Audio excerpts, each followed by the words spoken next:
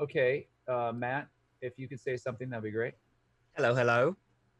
Okay, How's you're it a going? little bit hot, but I can adjust that. A little Yeah, bit. right? Excuse me. Thank you. You're a lot a bit hot, but I need you to be a little bit quieter in your hotness. So we will adjust that here. Momo, do you want to say something? She's a good girl. All right. Jesus. And a boyfriend, too. Outstanding. Okay, Really so good. Howdy, gang. I'm going to be doing the recap today. We have but only 3 points. The gang had a race to see who could get so exhausted they'd die first, which I think that we all did very well at, aside from, this little cheeky guy. Do we all have points of exhaustion at this point? No, but Saray, June, both have 3. I have 3? 4. I have 4 and four. 3. 4 points of exhaustion. Yeah, bear in mind that 6 is full dead, like insta-dead. Jeez, what's the and we have mechanical thing for that again?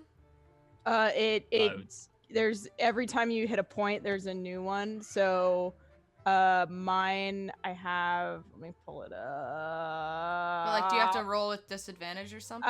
Yeah. So my saves are disadvantage. there are a series of disadvantages that I stack have on half top of speed. themselves. I Yeah. have half HP. My max HP is now half, so I only have 18 HP now. I can't go higher than that. And it continues until you eventually I'm hit level 6. paralyzed, but that's not one of them. Yeah, so yeah, we need to get the fuck I out can- of this crypt, I think. So Saray is winning this I'm race winning this real race, bad. yeah. Is honestly doing brilliantly. It is -1 exhaustion per long rest, right? So we're gonna have to basically take a week break after this and just sleep. That's so many meat pies. So many meat pies. Unless somebody's close with a god or something of those. We got to stop at a church anyway. I don't know her. We were also last week for basically the whole session doing a ghost murder mystery, which is very exciting. Figuring out how our 2 new ghost lesbian friends, how they've been slighted and how to help them. We kind of figured out how to help them and how to break this barrier whilst Saray was being thrown around like a rag doll in the background to a giant demon worm, which was very good. Can't wait to... And then we found a mysterious cursed chest that immediately made our cursed goblin more cursed. And as it turns out, 2 wrongs don't make a right. So now she's double cursed instead of... Maybe, like, one curse will just cancel out the other one. That's what I was hoping, but so far I'm not sure that that's what's happening. Not in this game, guys. Not in this game. Maybe, well, who knows? Maybe in this game, but definitely not in this room, as we've discovered that we didn't only... We went up to the surface, found out that it was kind of dangerous. We went back down, and it turns out we actually missed the crypt and went directly into hell. I think that's pretty much what we did. Woo! Yeah. My music. Okay, tell you what, everyone go have a try. Have a Yes, try, have a get try. some water, hydrate. In fact, I need a Important. glass of water as well. There you I'm go. gonna grab one. I can get you some. Also, Yeah, water would be great. I just need you to not What- look at my notes when you come up here. Oh, I'm gonna What? look at all of them. No, I'm serious. I've got What- cards out, and you do not. I'll hide them. oh no. Oh. What, your what rogue mood skill. should I be... What mood should I be searching for on Spotify, Nox? Well, it's pretty sad. Oh God, okay. Oh no. Yeehaw.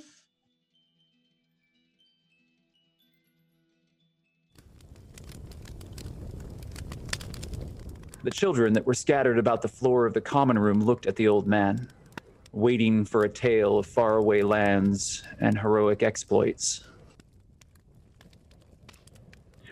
I suppose we were at the beginning then. The underdark, the grove, the sea, the palace, they all converged right there. Harold, have you ever seen so many different kinds of people in such a big place? How hard could it be to find somebody that knows where Tailwind is? You're a miracle, boy. I shake my head and quietly to myself say, there's no such thing as miracles. I'll tell you what. I'll give you a running start. I'll count to 30. 1, 2. 30, and then I'm gonna run at him and attack him. You told me your history. I was born on that boat. Huh? That ship that your friend is dissecting. I absolutely hate how chipper you always are. And it'd be a good look on you, though. If it's a riddle, I want to solve it. If it's a lock, I want to open it. I'm a holy woman, and I'm looking for things that were taken from me and my people. They could not begin to fathom the situation that they found themselves in.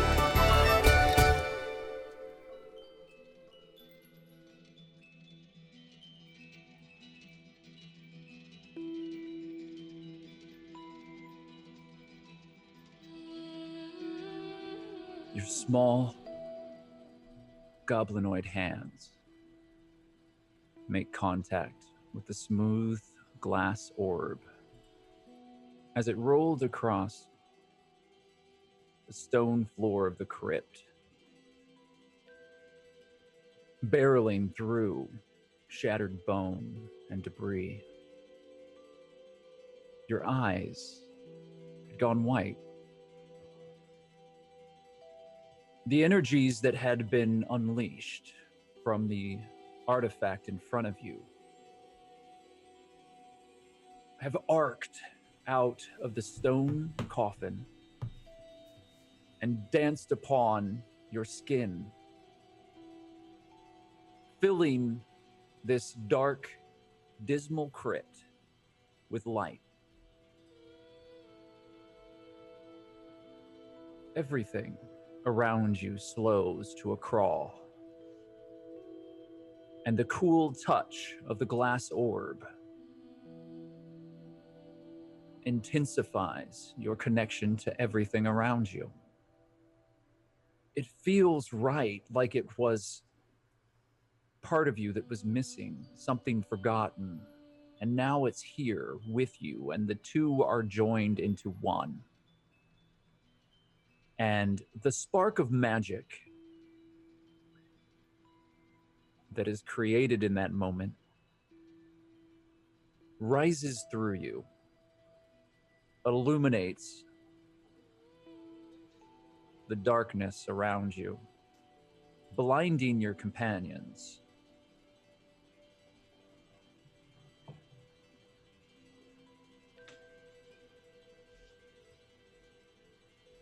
And causing time to stop.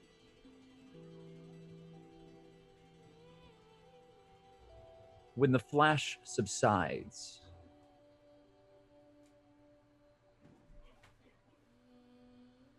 Doddle, you are sitting on a wooden bench. There is the rock of waves. You are on a ship. It is not a ship that you recognize. You look about and you see a threadbare cabin. Immediately, you smell rot and filth, sickness.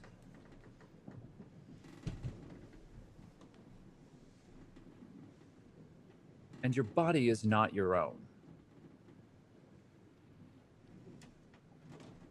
You look at your hands, and they are delicate, feminine. Long, nimble fingers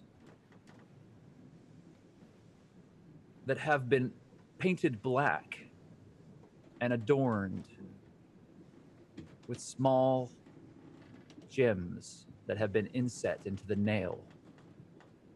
Your skin, while pale, has been intricately tattooed. It works its way across your hands and up your arms, and you are wearing red robes. Your other hand is intertwined with another. Caramel-colored skin with similar tattoos. The nails painted white with similar gemstones set upon them. And you look to your right, to the owner of that hand. And you see a beautiful but troubled face. The woman that looks at you has love in her eyes. And you can see the tattoos that work their way all the way up to her face, on her neck. She is also wearing red robes.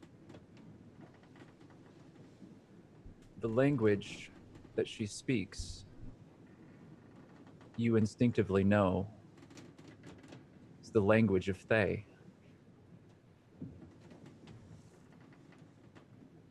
Mari, my love, why are you so troubled? And you see the hand reach up and stroke the side of your face, pushing the hood back. You have shoulder-length hair. It is coarse and unkempt. Looking at your appearance, you know that you have not had an easy life recently. You feel the pit of hunger in your stomach. From your mouth, Thea was just the beginning. We are no longer slaves, but I do not know if we can truly escape them. We did take from Zastam, and it is not a slight that will ever be forgiven. The council will find us, no matter where we go in the realms. This sea of swords cannot build a wall that they cannot climb over. I worry, Anise. I worry for us, but most of all, I fear for you, my love. And the two women pull each other together, holding each other. And Doddle, your consciousness slips away from this figure. And as if a spirit in the air, you leave the cabin that they are holed up together in, and you float outwards through the door, through the slick and rotting boards of this filthy ship, out on to the deck, where you see many of the sailors working their trade, pulling ropes and hoisting sails, gathering together to try and maintain themselves on a rocky sea. And then you move away from the sea and into the sky. And there are storm clouds forming, lightning that strikes around it. And you sense a presence watching the ship. A powerful presence. I need you to make a wisdom saving throw, Doddle. Whoa. That's a natural one. I need you to roll one more time, please, Doddle, to see if you get a second natural one. Very close, but no. Something sees you, senses you, knows your presence, and grabs onto your spirit. In that moment, memories begin flashing through your mind. You know many things that Mari knew. Memories of Thay, of a grand city ruled by wizards, all clad in red. It is foreign from the lands that you understand here on the Sword Coast. The weather is more unforgiving. There is hot desert air that swirls about it. And somewhere in these echoes of memory that you do not own, you know that these women had stolen something of great importance from them, the wizards that ruled that place.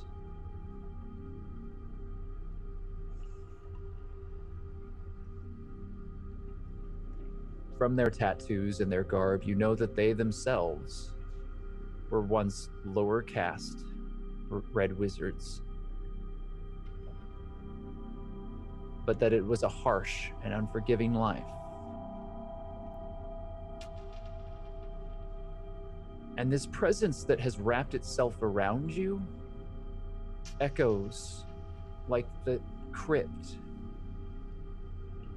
that you know your true form is still held within. It reeks of undeath, and something is prying through your mind, and you realize that you are surrendering this woman's memories as you were unaware of the attack.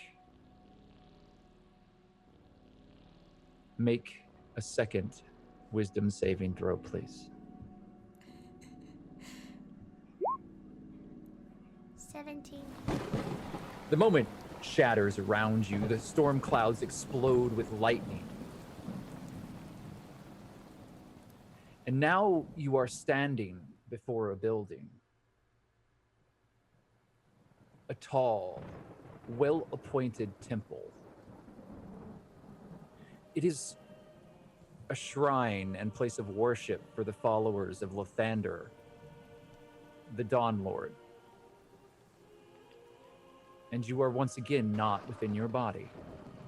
In your burnt hand, you have a torch.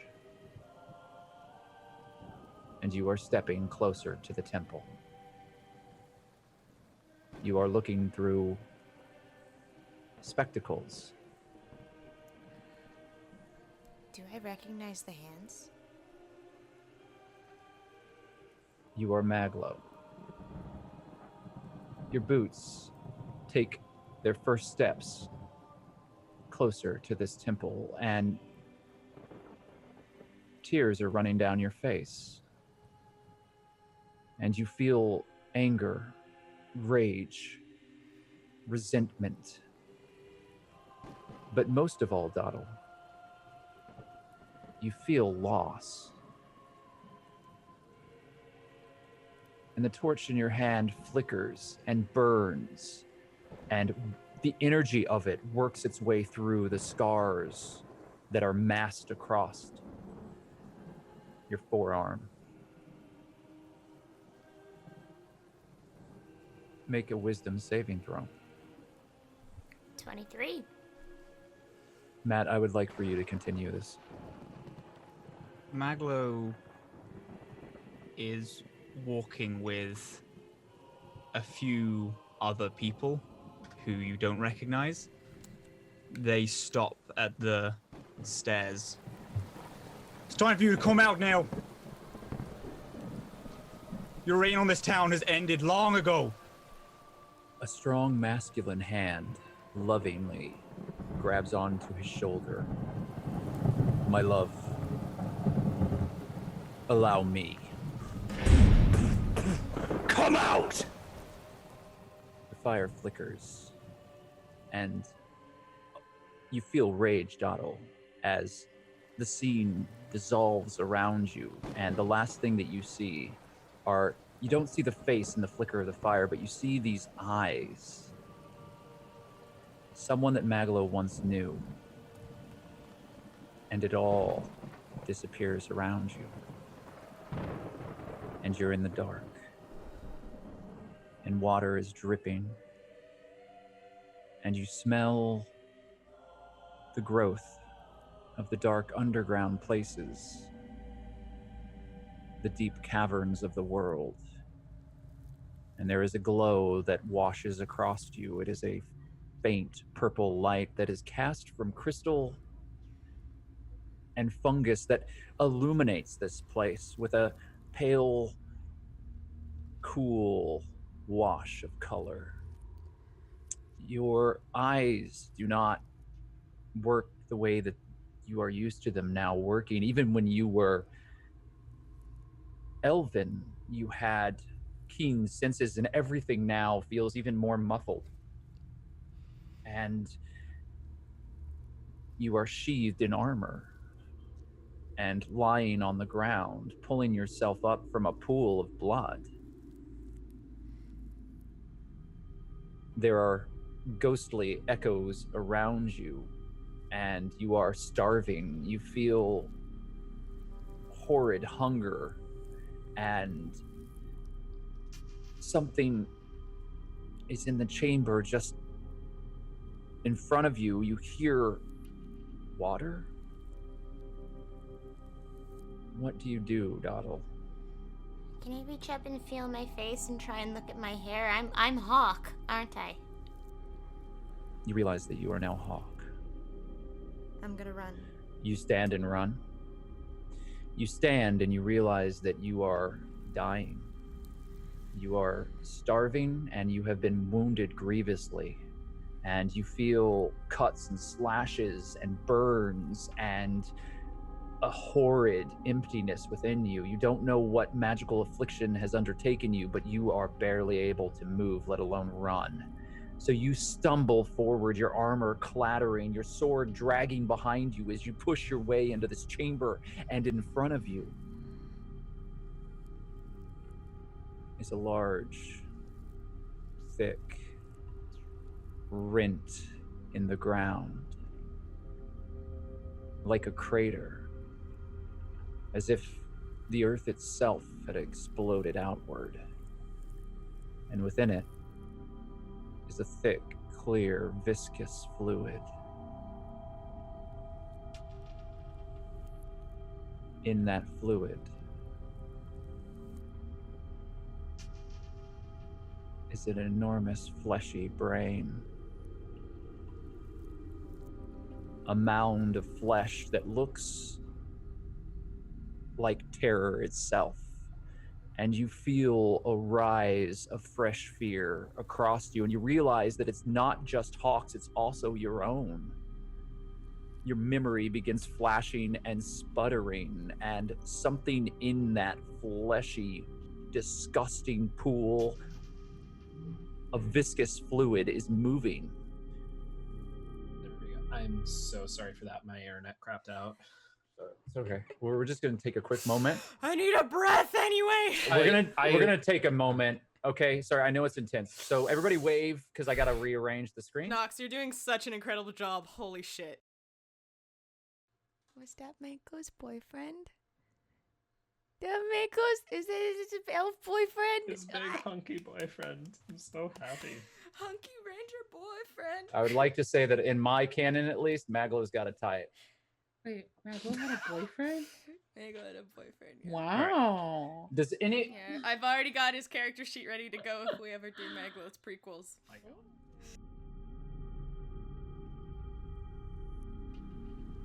Your body is racked with hunger and emptiness, and you're unsure of the magical affliction that is quickly siphoning away your strength, but you manage to push forward. You are not running, you are stumbling, and your armor feels like chains pulling you closer to the ground. Your sword is still in your hand, and it is dragging forward.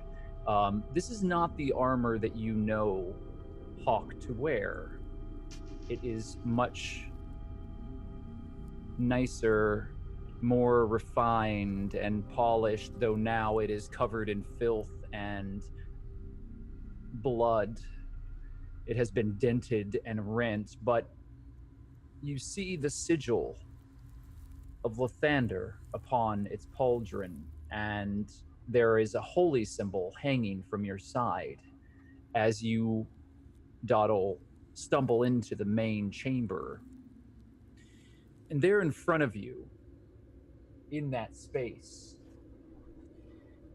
in the enormous rent in the ground that, like a crater, explodes outward from this dark, jagged cavern, is a glowing, iridescent, and fully unnatural pool of viscous fluid. It swirls with a life of its own, and you can see small figures, creatures swimming within its depth, swarming in mass. Tiny little worm-like creatures that move through this substance. However, the terror that rises in your chest is caused by the enormous fleshy mass in the center of this pool. It is formless, but it does have a similarity. Through your studies of anatomy, it looks to be an enormous brain suspended within a pool of glowing pink-purple fluid. And it breathes and undulates, and these small tentacles writhe across its surface, and this sense of malevolence radiates off of it, and it's as if the air is thick in this almost palpable hatred for all things. It is alien and confusing, and you feel groggy and exposed. Make a wisdom saving throw.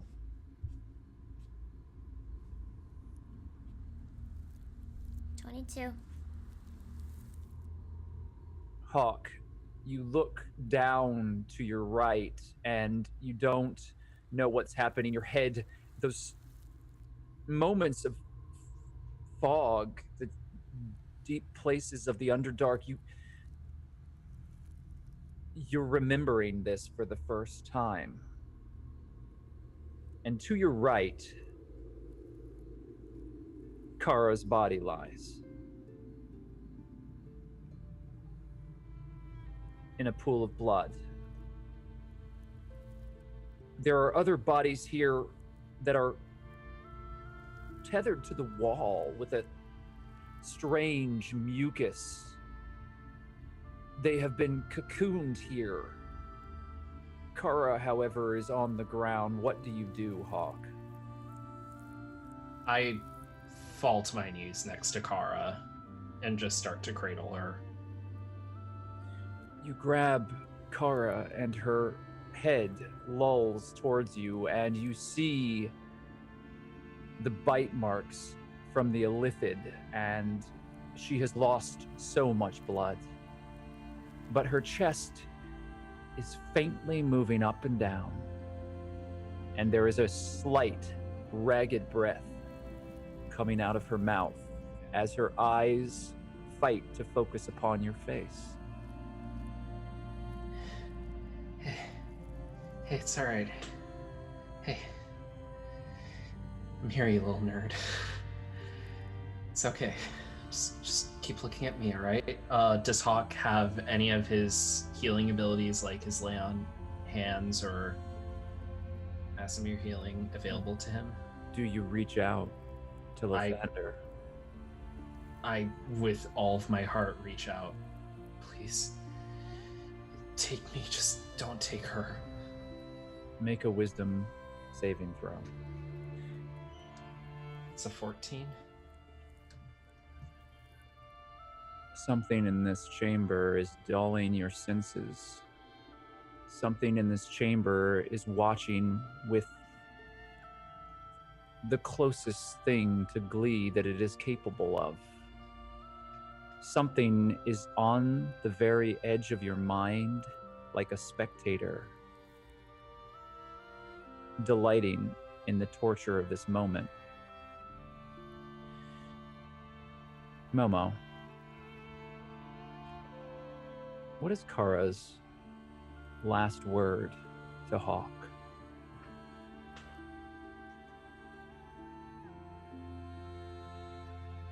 She doesn't say anything, she just kisses him.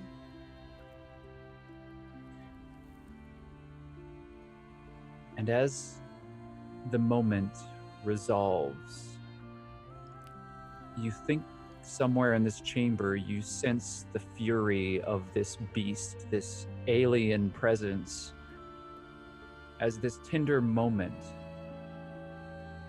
has offended it.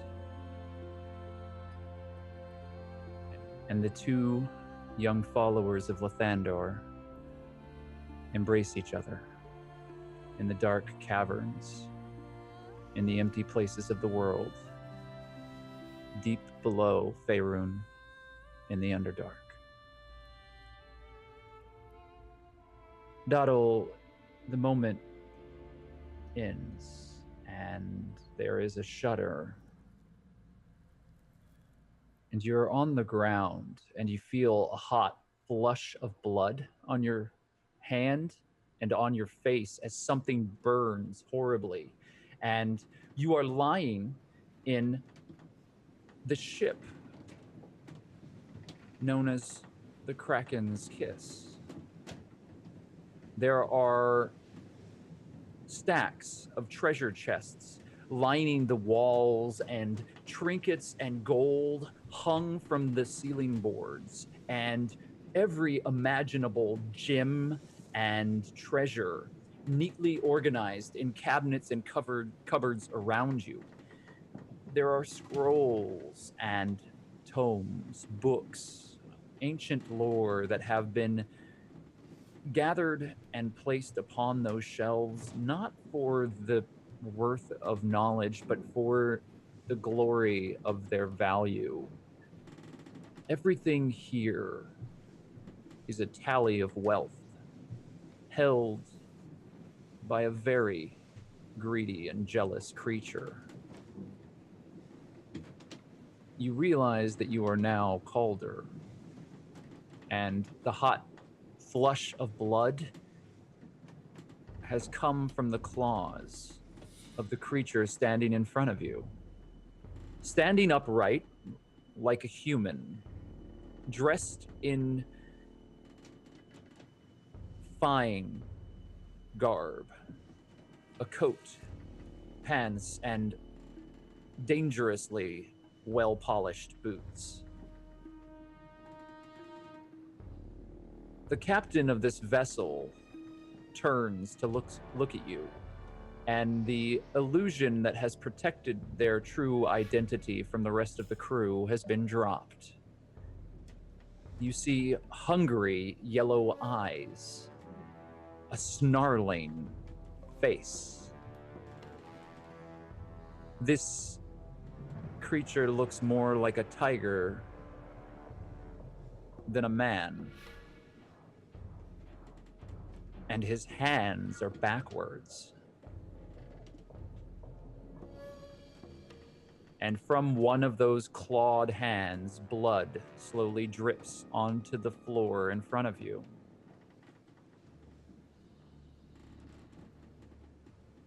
It's unfortunate that it has come to this, Squig. Your brother and you. I've enjoyed your company. Now, however, I am afraid you'll be walking the plank. And won't it be sweet when your brother's the one to shove you off? The moment shudders, and you're standing on the edge of the ship, looking down at the water, and you feel a rapier pointed to your back. Your hands and feet have been tied. And you turn to see the face. Someone who looks very much like you. The last of your family, the last person in a beer Tyrell that holds any blood to you. And then you plunge into the deep.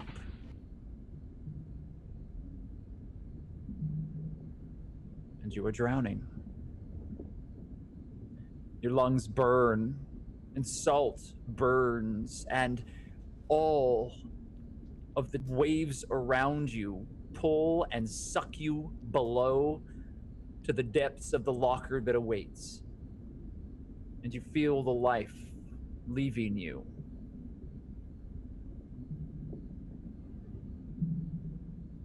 Then there's a swirl of something.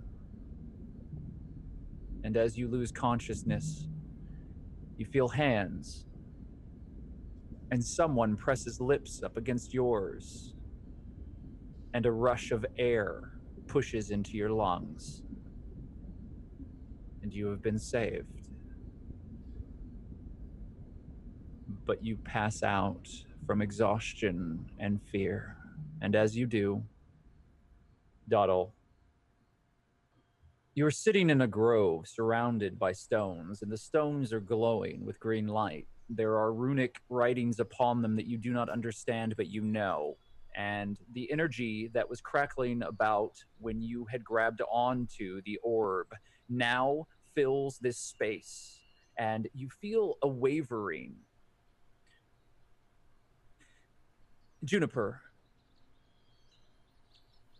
the dagger is in your hand, the stone has been wetted with your blood, and the prayers have been said, and the Oaken Lord, your father, the all-seeing arm of nature, has gifted you with another vision.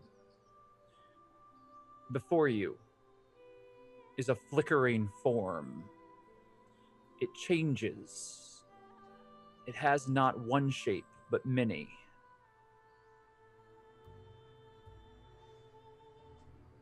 Complete your prayer, Juniper. With what I have given you here, a piece of me, I hope that you will show me the complete vision that I should see. Show me what I'm supposed to do now. Guide me, dearest Oak Father. Doddle, it's June. Younger, but it's June. What do you say? Where am I in relation to her? Am I in June's body? No. Or am I in the grove? You're with in her? the grove in front of her. It seems as if she's praying to you. There is a altar in front of you made of stone, and it has been smeared with blood, and there are herbs burning and heavy smoke, and you are the spirit that seems to be trapped that June is communicating with. And when you speak, it is not the voice of the goblin. It is the voice of the elf. What do you say? I'm gonna run up to her and I'm just gonna hug her. I'm gonna say, June, I know you look younger and you might not know me, but in this moment, I miss you. Oak Father? There is a shudder, and June, you feel a presence. It leaves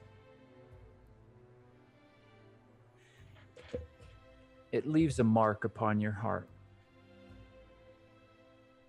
And then it dissipates, and you are alone in the grove.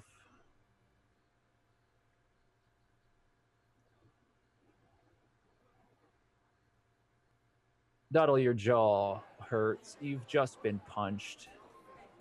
You're lying on the floor of a tavern, and it smells like vomit. You're not sure if it's yours or someone else's, but there's discordant music and drumming in the background as a very large-looking dwarf is standing right next to you, shaved head, cracking their knuckles above you. All right, smartass, go ahead and get up.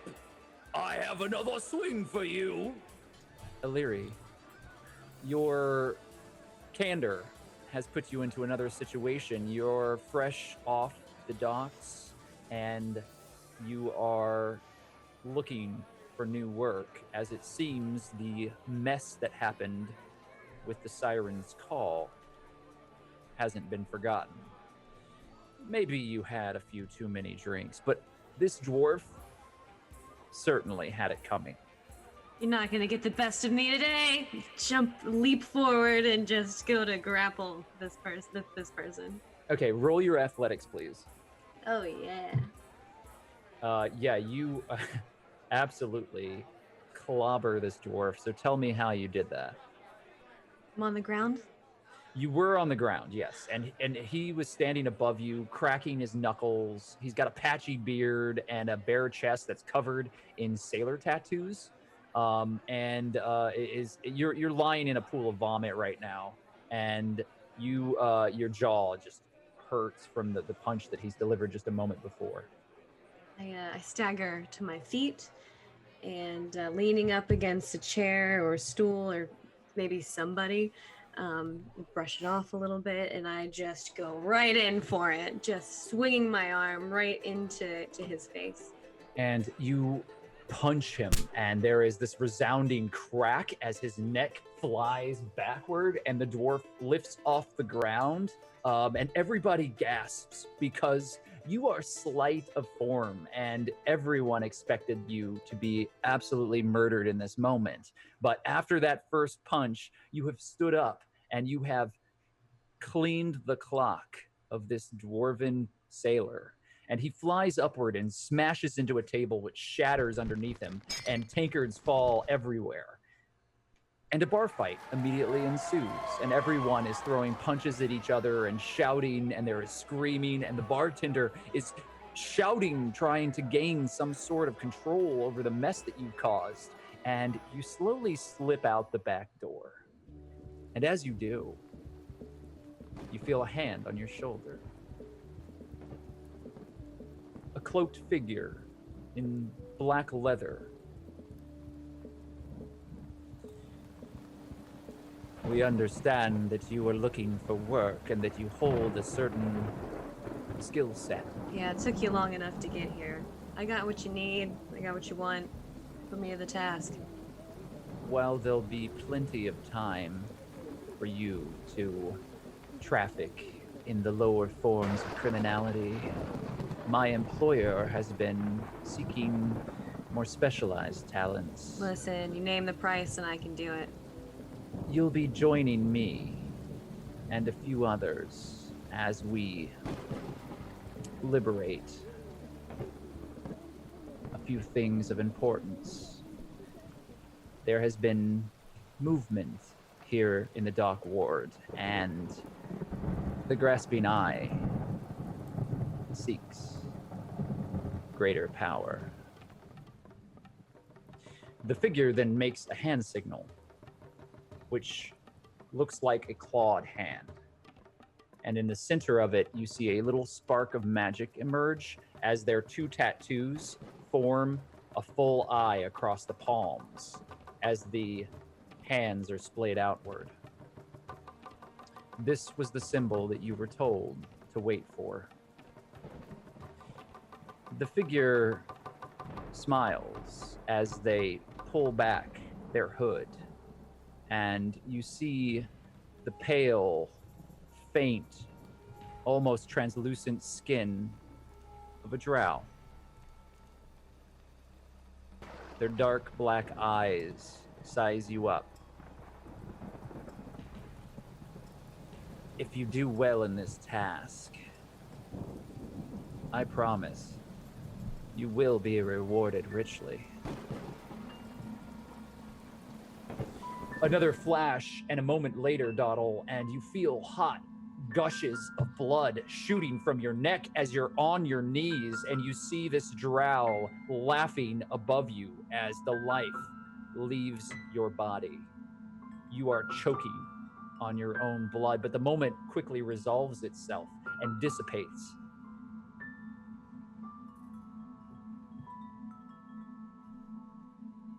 then there's just darkness. You're standing in the palace on Teowin, on the Isle of Evermeet. But it's not the Teowin that you know. It is the shadow Teowin that you have discovered. And there is a cold emptiness here. No sign of life. Only the chill of the air as it moves around you.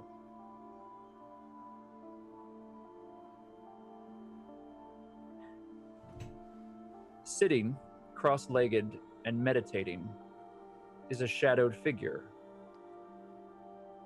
standing under a large, sprawling, dead tree that you don't recognize. What do you do, Doddle? Can I get closer?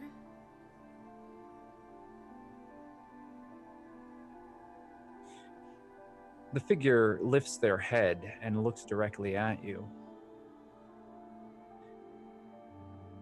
And Saray's eyes meet yours. Saray,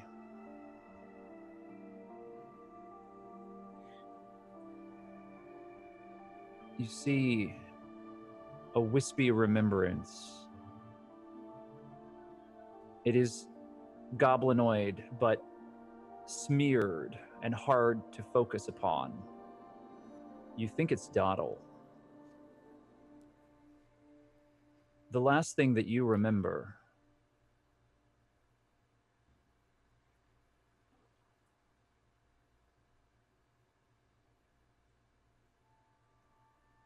was her death. Doddle, you realize that Saray, even though she is elven, carries an age upon her, and her garb is different. This isn't the past. Doddle, you're looking at the future. Does that mean that the Teowin around me, is this also the future? Does this feel real? Does it feel like I'm in some kind of dreamscape, or is this really what's going to happen to Teowin? Saray, what do you say when you see her approach? I know that this is Teowin. Do I see the same around me as Doddle does, or am I just like in shadow? You know this place like the back of your hand. Okay. You've lived here for over 200 years. Got it. Okay. Okay. Interesting.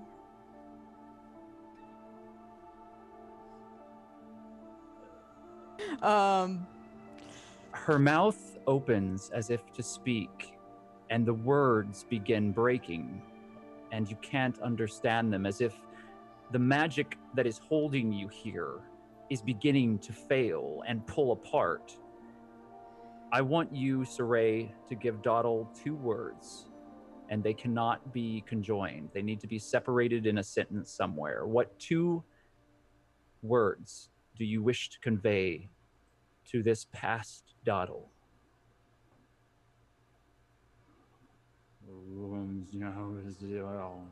Learn truth. That's what I say. Something is close and closing into all of you, and Saray's mouth opens and her eyes are sheets of dark sky that match the sky around you. It is as if Saray has blended in with this place, and there is a grayness to everything that she touches. The environment around you shifts. Learn was one word. What was the other? Truth. Truth echoes. And as the word truth shatters this space and breaks it apart, you hear as a flock of raven overhead blot out the sky. Everything goes dark. And Doddle, you're now on the streets of Waterdeep.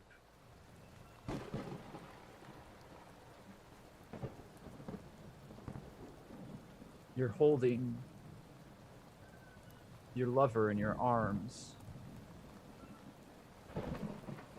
The red robes are no longer red, but black with filth.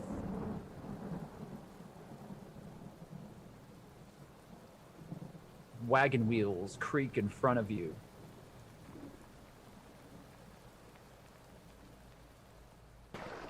And you and your lover descend beneath ground, desperate to escape. Those who would see you dead, those who have followed you here, they are powerful and they have hired thugs to kill you. Rough individuals from the dock wards. And they have been chasing you for days. And the two hands grasp each other, the only possessions that they still have. The pair of rings, their wedding bands. Each upon the second finger of their hands. Those gold bands could have fed them for days, but they never relinquished them. They did not sell them, as they are sacred to them. And as the Red Wizards retreat deeper into the dark places underneath Waterdeep, fearing for their lives, we still have friends.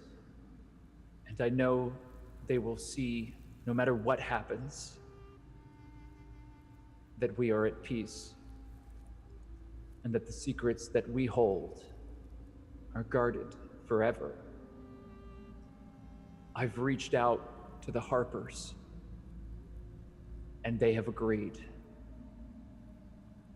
They will assist us. We just have to survive long enough. They have resources, they have money that can help us. Anise then speaks. The stain of Thay, that curse, will never wash off. And you and I, my love, no matter how intense we love each other, are cursed. The secrets of the Netherese are cursed. We never should have delved that far. And we deserve what we get, but I love you. And in that darkened tunnel, the two women embrace, as there is a shudder one last time. Doddle, make a wisdom saving throw. 18.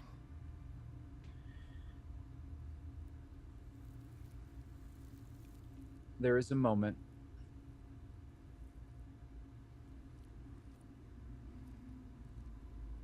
it is brief and fleeting. You open your eyes one last time, and you realize that you are not within your own body. And you are in the sky, flying high above the lands of Abir Terrell, free. And then it ends. I need everyone to roll initiative, please. 3. That's a natural 1. No, what? 4. 14. DMD. No. Not a nat 1, boss. Who got a natural 1? I did. All right. My Hawk is on a natural 1. Roll it again to see if you get another. Here we go. Fingers crossed. Of Natural course. 20. All right. Of course. So Ray, what did you get? I got a 9. Friggin' roll 20 is going into dice jail. I don't think there's a dice jail big enough. I think Alright. there should be a special dice jail button in Roll20. Can we Yes. ask Roll20 to develop this? A digital Roll dice 20 jail? if you're listening to our stream. Digital dice jails. All right. Calder is going on a 13. Magla's going on a 15. All right. Maglo is going to be going on a 15. And Juniper, when are you going? I got a 4. 4. All right. 4 for June. Doddle? That was 14 for initiative, right? Is that what you rolled? Yeah. So we got a 14. We got a lot of low numbers here. That's interesting. Maglo. When the flash resolves itself, for you, it has been a split moment. And the figure of Doddle is in front of you. She is off the ground, floating slightly above it as this energy arcs off of her. And then the orb with the goldfish inside of it that she's holding on to propels out of her hand. And I need to know exactly who is in front. So luckily, oh no. Okay, so it is you, Maglo. If you look at the map, you and Saray are directly in front of where Doddle is. The orb shoots directly out and catapults towards the two of you. I need Saray and Maglo to make a dexterity saving throw. If you would like to attempt to catch the orb, you may do so, but there will be consequences. Okay, actually. Is it like flying to the ground or flying out, like in a, like it's trying to get out? It's flying out as if it were a magnet. I'll give this to you in Maglo speak. It is as if two opposite poles of a magnet were forced together and then forcibly repelled each other. No.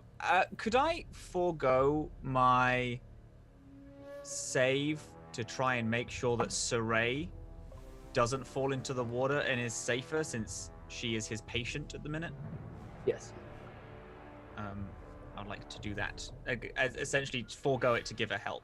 So what I'm going to say is that you roll Saray out of the way, and that is your action. Saray, you no longer have to make a dexterity saving throw. Oh, I did. However, how did you do? You didn't get a natural one? No, I got a 12.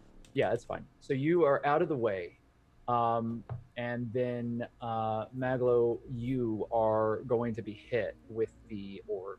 Mm-hmm. And as you do so, you kind of pull Saray out of the way, and the force of this glass orb, it should shatter, but you know better. This orb is magically enchanted, and it is as if you have been hit with a cannonball. And you feel your whole body pushed forward, and there's a cracking of bone. I'm going to go ahead and roll 8 points of blunt, smashing, crushing damage. I do need you to make a Constitution saving throw, or you're going to be out of breath for a round. 22. 22, you're fine. So you do get knocked to the ground, and in fact, your body kind of has cushioned the orb as it rolls down to the ground now, and it prevented it from hitting a wall, which may or may not have been bad. You don't know. And it is rolled right next to you, Saray, and you see, as you turn your head, Saray, you see the beautiful goldfish with the long flowing fins just peacefully swirling about on the inside of this perfect spear of water, as if nothing had happened.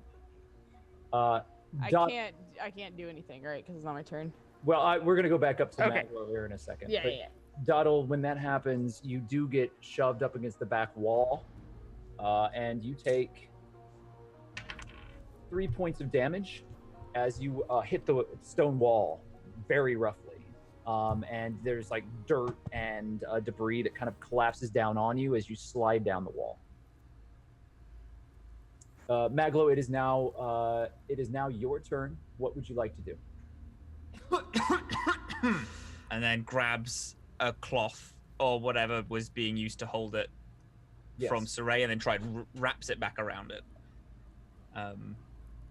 You grab the prying eyes. Yeah, you grab that leather cutting that Saray was using, and you wrap it around the orb and shove it back into the bag that Saray was using. Milo wants to look at Doddle because the flash came from there, and just to make optical pat down of what's going on. You've lost sight of Doddle as it seems as if she's collapsed somewhere.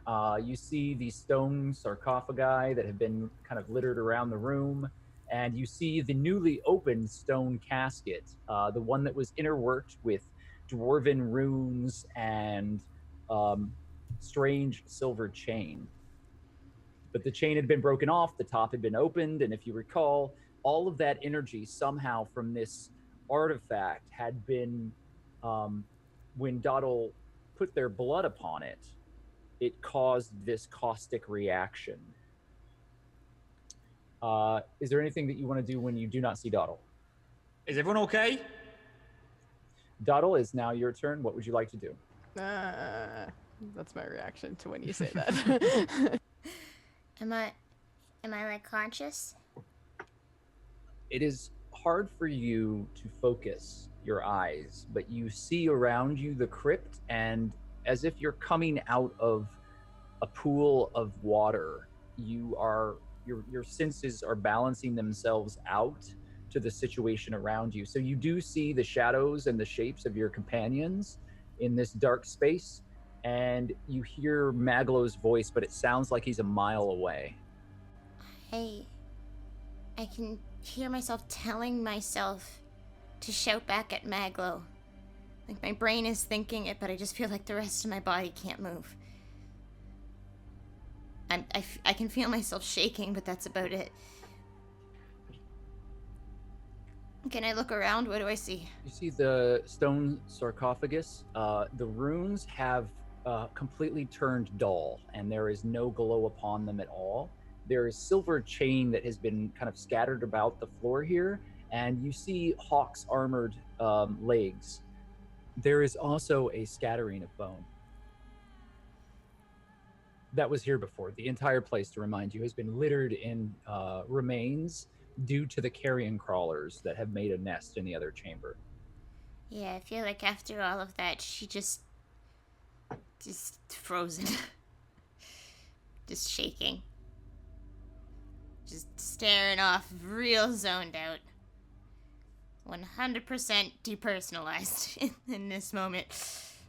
All right, I just want to, for the record, say that I have no idea what's happening as Calder announces to the chamber that he is confused. Do we, is she okay? Anybody? Okay, great. I hope so. I'll just, look, MacLeod, you do the medicine thing. Can you, I'll just stand here. Saray, it is now your turn. What would you like to do? I'm still like I'm a wreck. Okay, so we have the ball, so we don't have to worry about that. It is not a ball. Do I see the thing? The squidopus thing? Anywhere? No. If you recall, it hid under a rock, right? Or like the in statue? the fountain. Yeah, it went back Okay. to its nest in the fountain, and it retreated. So it has Okay. not been active. So I can't see it in the water. The water's too filthy. The water's too filthy, and the ghost is also not present. Okay. And you're also very badly wounded and exhausted. Yep. I am a wreck. Fuck, I can't do anything. There's always something, but at the same time, sometimes the right answer is to do nothing. Nothing, tra-la-la. Yeah, I'm gonna do nothing. Do you have any healing that you want to try to perform? Or I don't have any abilities. I don't have any. You don't have any potions? I don't have any potions. I find that so hard to believe, but all right. Yeah. I have everything but. Okay. You could ask your friend to heal you, and then they could do it on their next. Right, but I'm past. I'm like. I guess right. yeah. I guess that's what Saray's gonna do. Is she's just gonna like purify the fountain. Okay, so you are are mumbling incoherently on your turn. Just trust me, you gotta purify the fountain. Okay. Purify the fountain. Again, purify the fountain is what you say. And it is now Illyri. What would you like to do? Are we done here? We got the rings, the thing's not attacking us anymore, and we turned all of the doors on or something. We can leave, right? You gotta purify the fountain. How does one purify this fountain? Like I can hum a tune at it. And then Saray makes this like motion with like her hands like up against her face, clasped together. Oh, boss, come on, boss, you got something like this you could do, right? You gotta. I'm gonna do exactly what Saray is doing. Jeez, I don't like getting her involved. Last time I did that, I kind of drained MacLeod. Ew. Saray's just going. No, and then like drunkenly points to June. I knew it. Oh, thank God. June, you got purified fountain. I don't know. I'm just. So... and then passes out. So you are now unconscious. You're the nature. Yeah. I'll take that. Listen, Juniper, when it comes to dealing with polluted things, I'm pretty sure your god is way more suited. I don't disagree. June, you're up. You and Hawk are both up. If you want to go out of order, however you want to handle it, but we're at initiative 4 and 1. 4 and 1. Jeez. Sorry, I gotta see if I can make it to the fountain because I'm exhausted. Yes, you move at half rate, but it does allow you to get there in just enough movement you have to get right about there. Yeah, that's okay. You can get there to touch it, but you are very slow. Hawk, what are you doing? So, the casket's open, right? Yes. All right. I'm still kind of trying to piece things together. So, like, nothing's come out of it or anything, right? No. Okay. All right. Hawk is going to... He takes a moment, and he looks to the casket, and he looks to the body, and he simply, like, silently walks up and cradles this kind of mummified body as like gingerly as he can. And he's going to try and make his way to the casket and put her in it so that way they're together. There is inside the casket a slick red enameled box.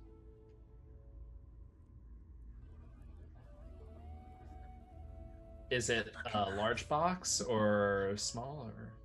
It is small. Hawk takes a moment and he considers grabbing it, but after remembering the effects of what happened the last time he dealt with an enameled box, he's actually going to kind of scoot a little bit and he's going to place her body over the box so that way it's not like really visible, like try and obscure it with her body. All right. And he's going to just kind of touch her on the head and whisper a quiet prayer for her to find her lover in the afterlife. Make a religion roll for me, please. Using the bronze dice. It's 18 plus 1, so that's 19. Okay. You speak a prayer, and it is eloquent and simple, but you do feel that you have brought some peace as the air around you seems to lighten as you speak the words. Give me your prayer. I want to hear it. Hawk touches her on the brow, closes his eyes, and whispers in Celestial.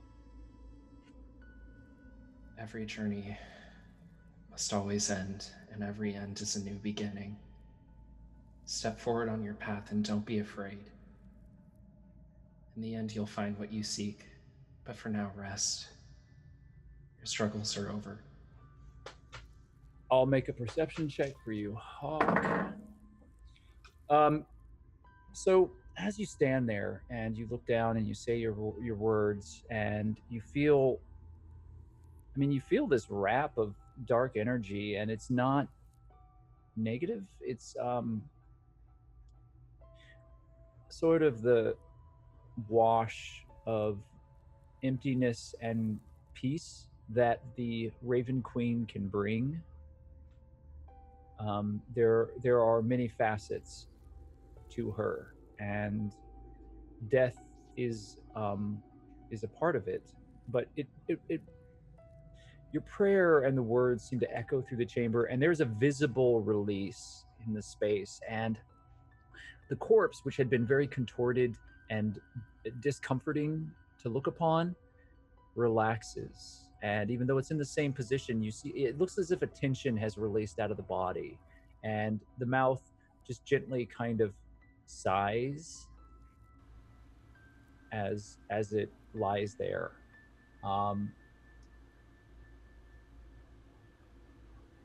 At the top of the next round, MacLeod, what are you doing? MacLeod is going to do as Calder says and sprints over to where Doddle should be.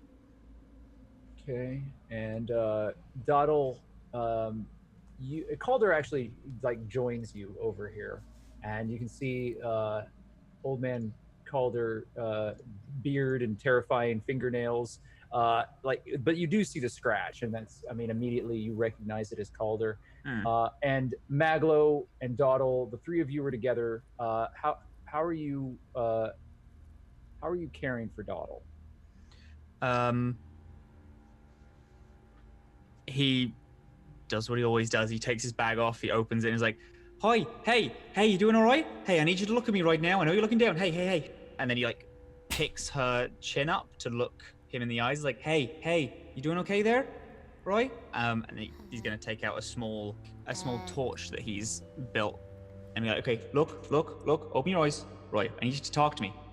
The eyes that look back at you look hollow and shallow, almost like Doddle isn't even behind them anymore. And then as you shine the torch on her eyes, there starts to be reflections glistening back at you as her kind of all hollow, empty eyes just slowly start to well up with tears.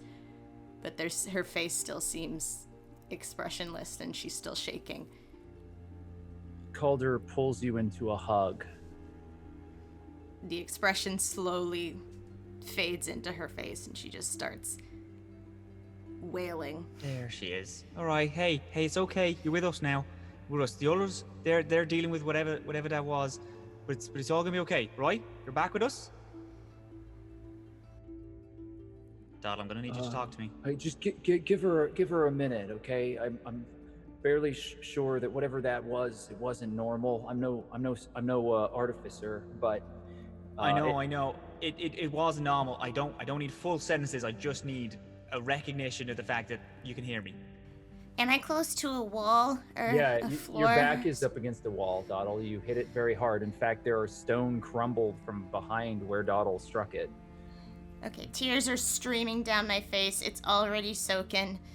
I'm not looking at anybody, but she just flings her tiny arm out and screams, "My love, allow me," and slams on the ground 3 times. Okay, all right, good. That works. That's what your boyfriend said in the flashback, right? That's what I'm trying to do here. I'm gonna say, yeah, that is what he said. But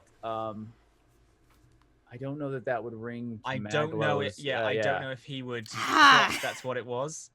Well, then it's just a weird moment. No, here's what I'm gonna do because I like the narrative Okay. idea behind it. Yeah. The voice that comes out to everyone else sounds like Doddle's little screechy goblin voice, but to Maglow, it sounds like him. My love, allow me. He fully stops and cannot move. Loses all remembrance of checking up on people during battles.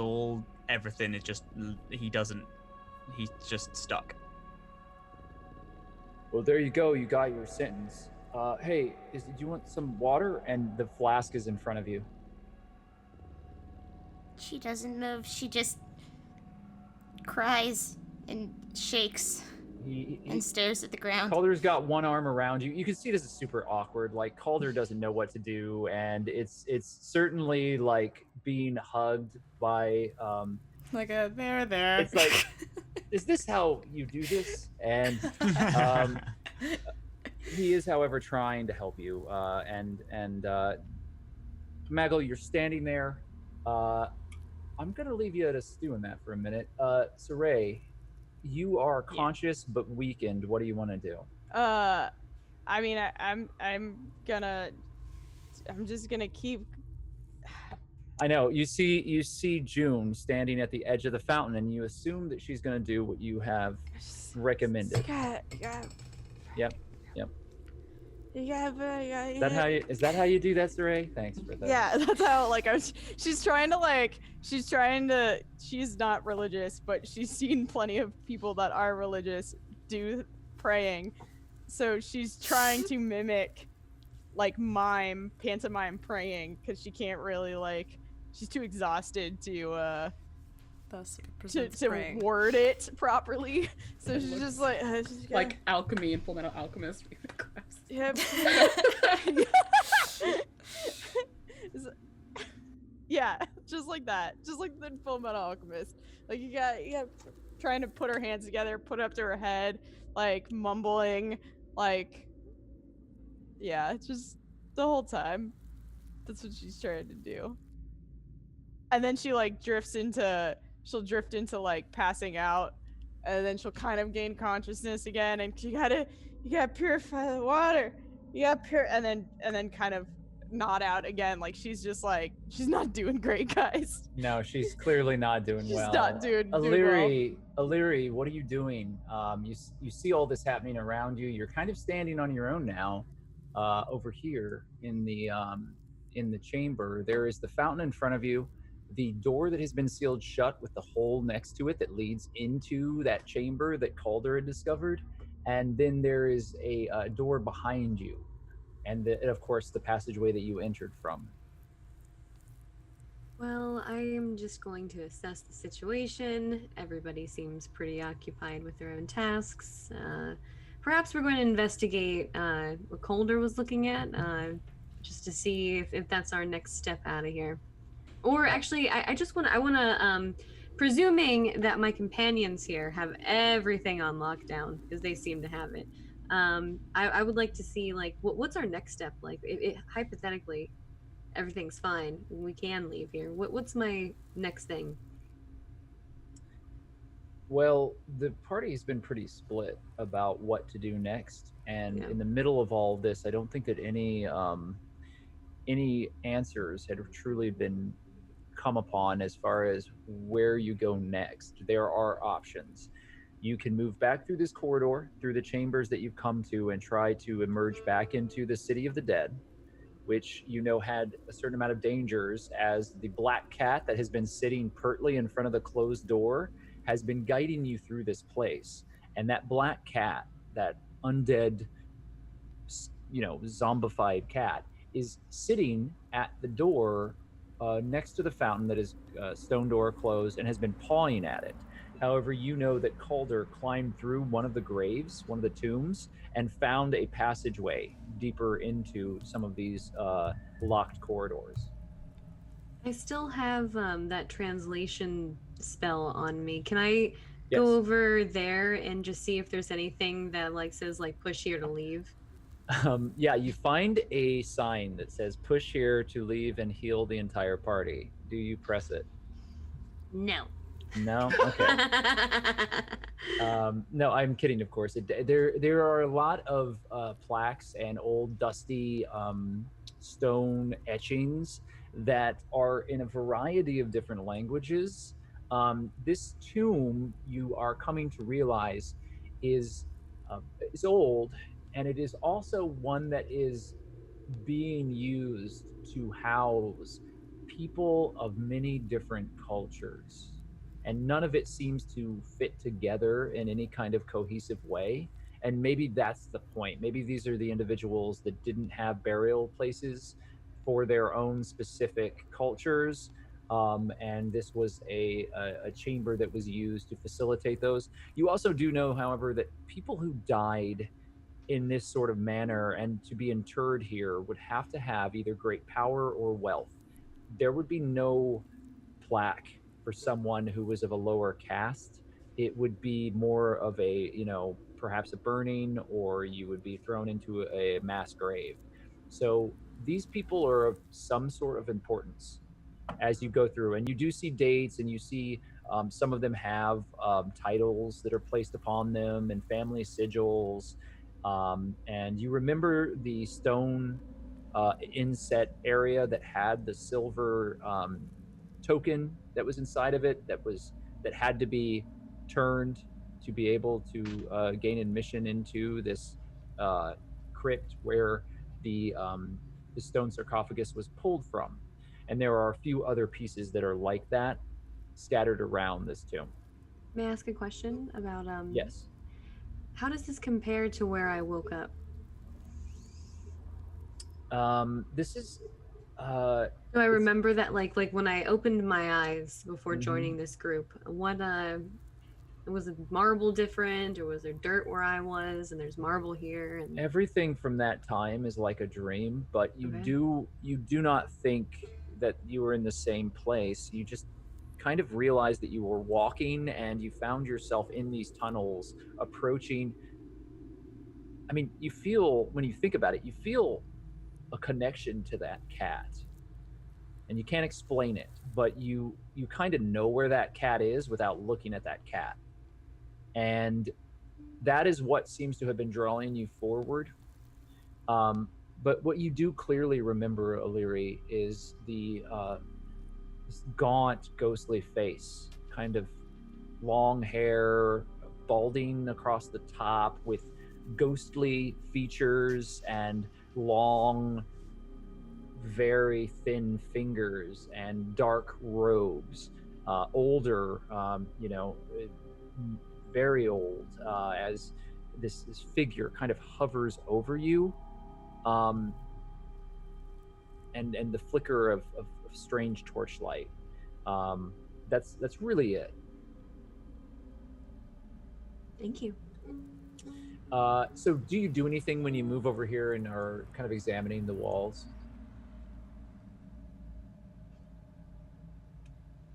No, just careful of where I step and trying not to get in anybody's way, and just trying to figure out what the hell I'm doing here. Yeah. It's all pretty foreign to you. You're used to sea burials. This is all, crypts are a little more of a landlubber's, bread and basket. We'll move on from there. Juniper, you are in front of this fountain now. What would you like to do?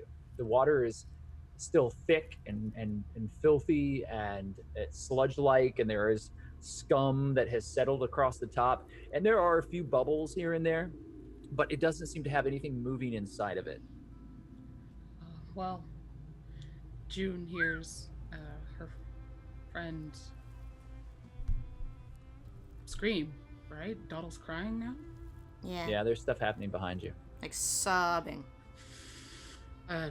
June gets to the fountain and she turns around and she's like, You see a number of people around Doddle, so you know Doddle's not alone, but it's up to you as to what you want to do in this moment.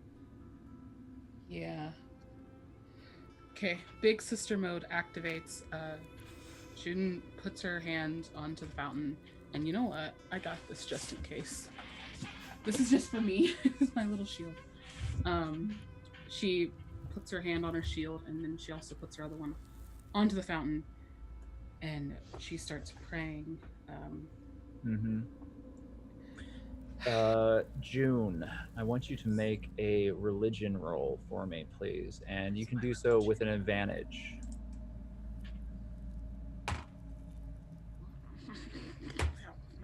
Oh, thank God. Okay. I rolled a 5 the first time, and then I just rolled a nat 20. Oh, okay. Yeah. Oh So- my God.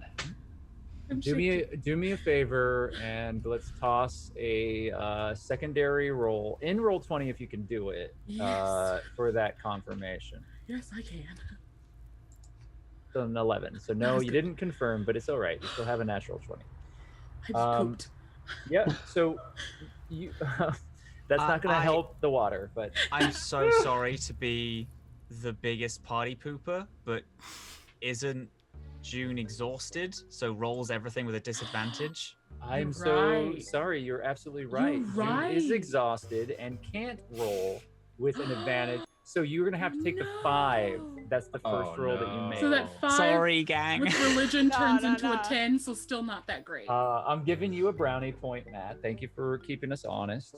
Yeah, no, I can't keep track of your exhaustion, so please.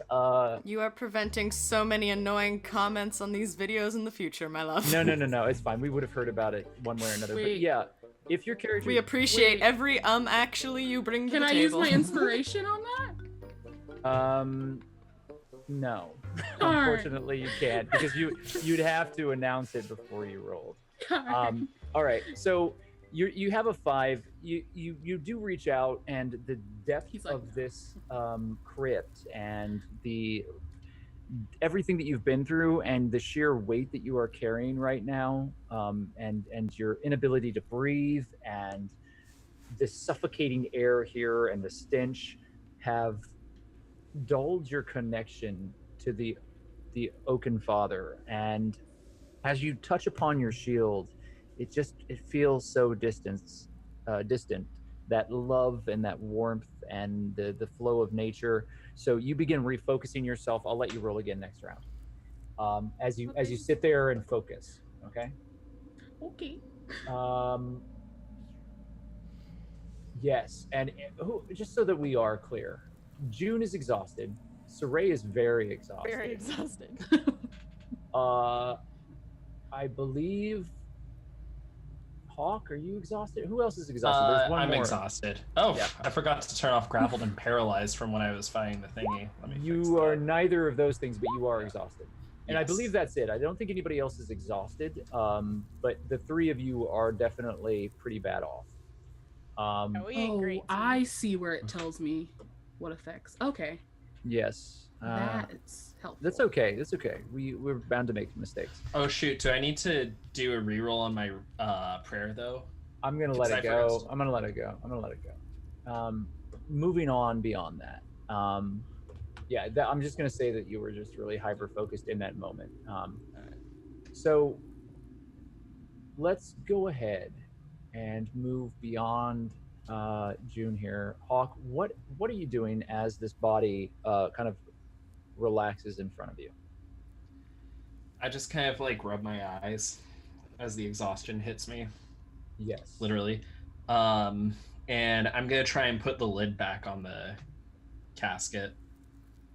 Okay, yeah, you can like I see everything going on behind me, but I notice the crowd and I'm like kind of dazed after everything. So I'm just focusing on that.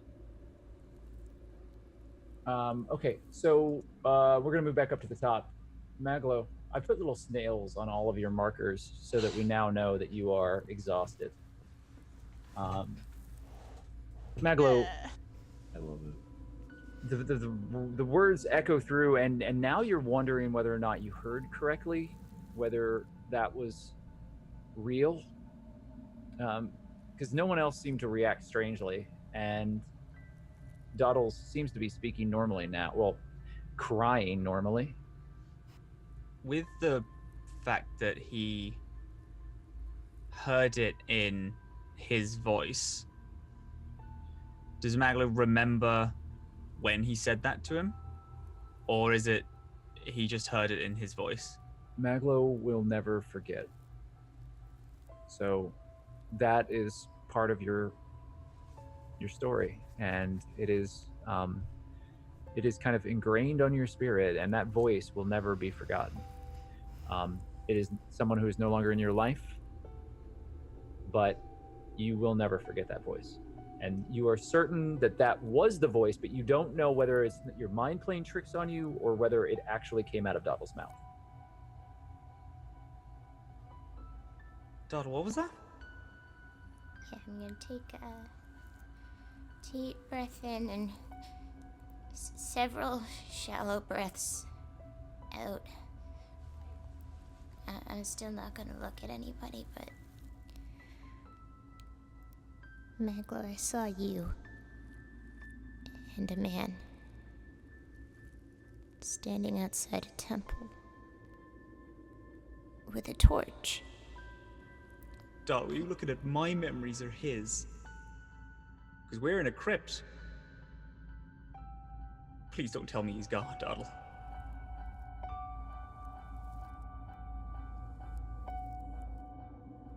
Doddle. Doddle. Please tell me he's not gone. I didn't see anything after that.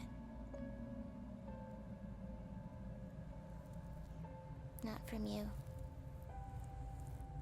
Right.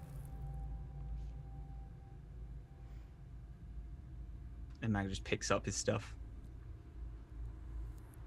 He just collects his things. Some things fell out the bag as he like slid toward Doddle, and he's just trying to sort himself out. Okay. I'll just keep us in order then. Just keep things organized. Doddle, as he walks away, is there anything that you do? Process my trauma. Go ahead and make a wisdom save. 18. Yeah, you do manage to kind of lash the ship back together, and you find some comfort, and you're working through it, and that can be as much of a role play moment for you as you like. But I will say that you do manage to find some strength. Okay. I'd like to grab Calder's hand and say thank you. And I'd like to stand up. Calder helps you do so.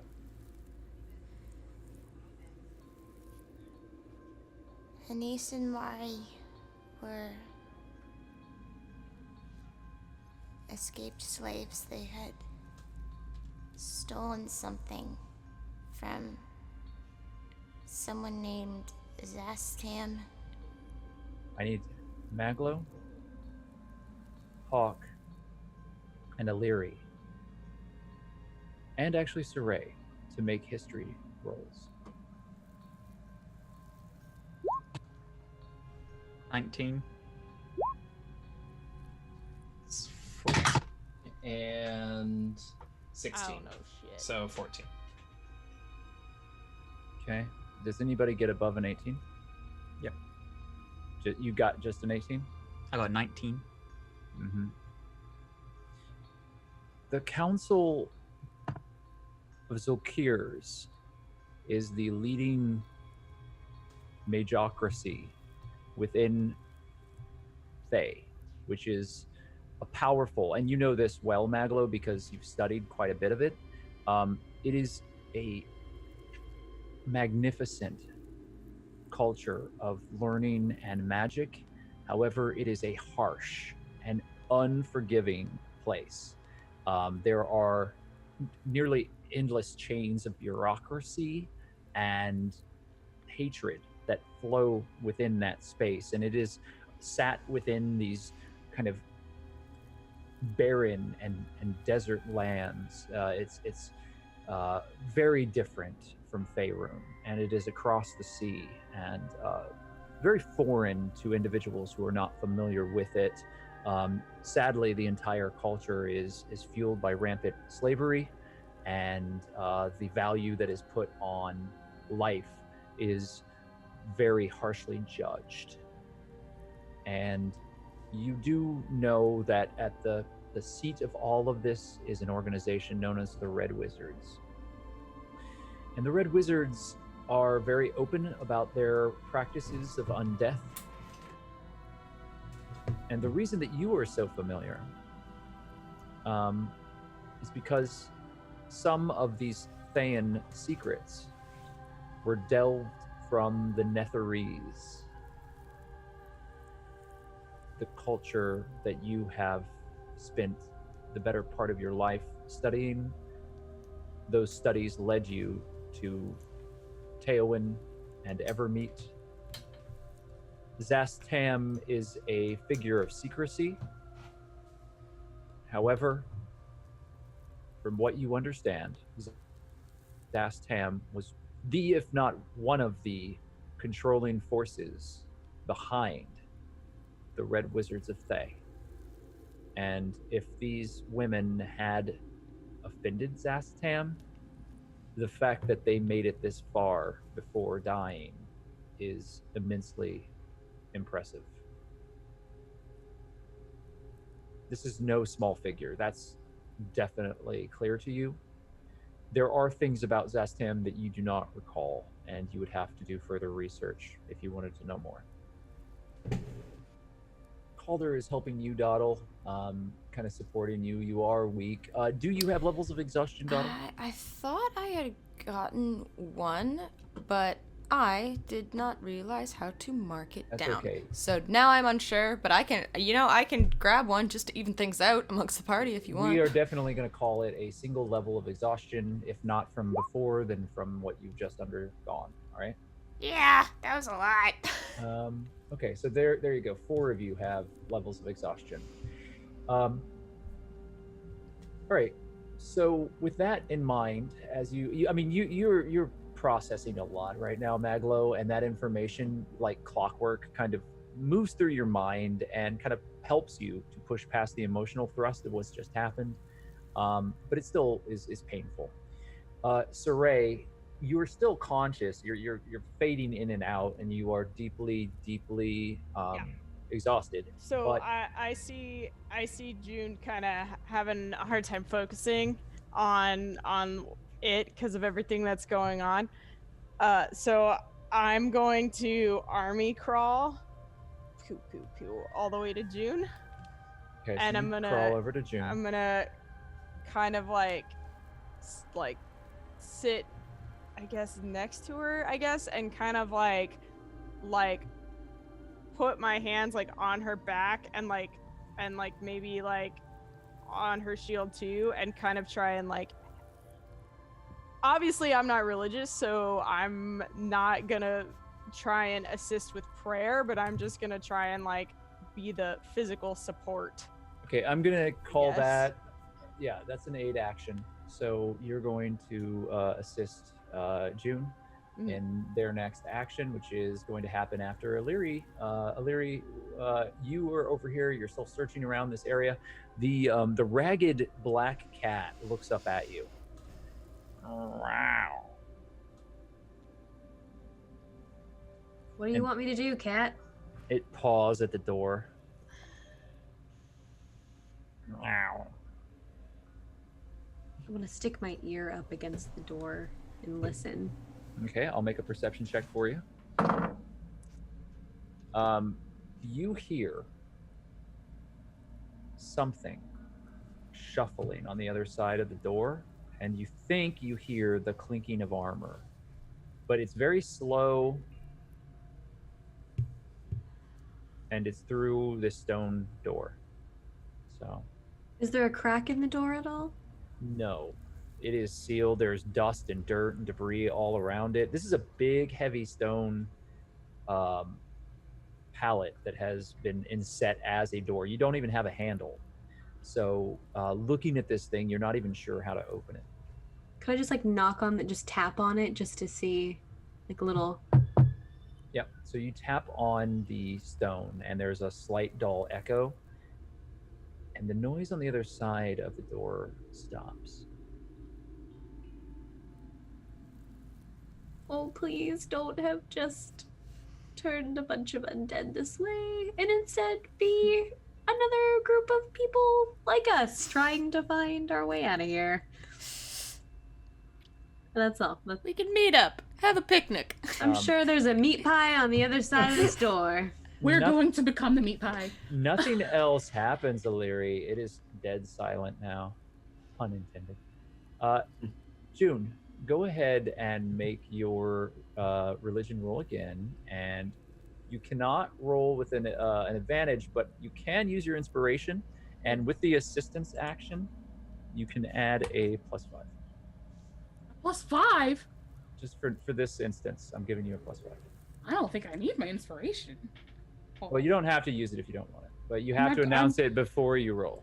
I am not going to use my inspiration. Okay. Because that plus... Which is actually not the rule. You can use an inspiration whenever you want, but I'm being a little persnickety about it. Can't do math. +5 from you?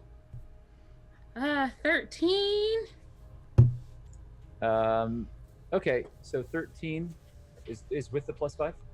Yes. Yeah, you're still having trouble connecting. You do feel the shield is focusing, and you don't know what it is. You think that the shield might have been drained of its energy, and it is as if the divine energy of this artifact has been dulled by something in the room.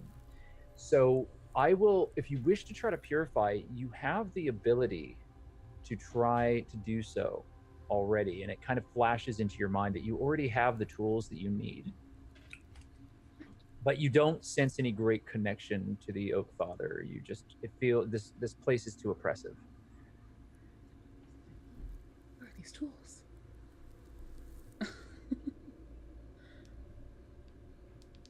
Wait, no, can I do that?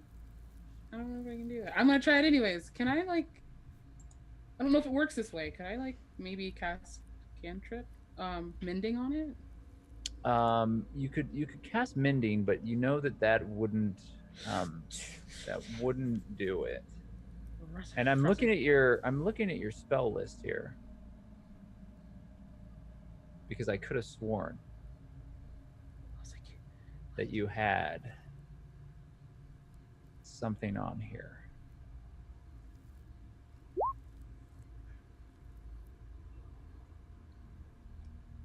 Oh, okay. Yeah, so here you go.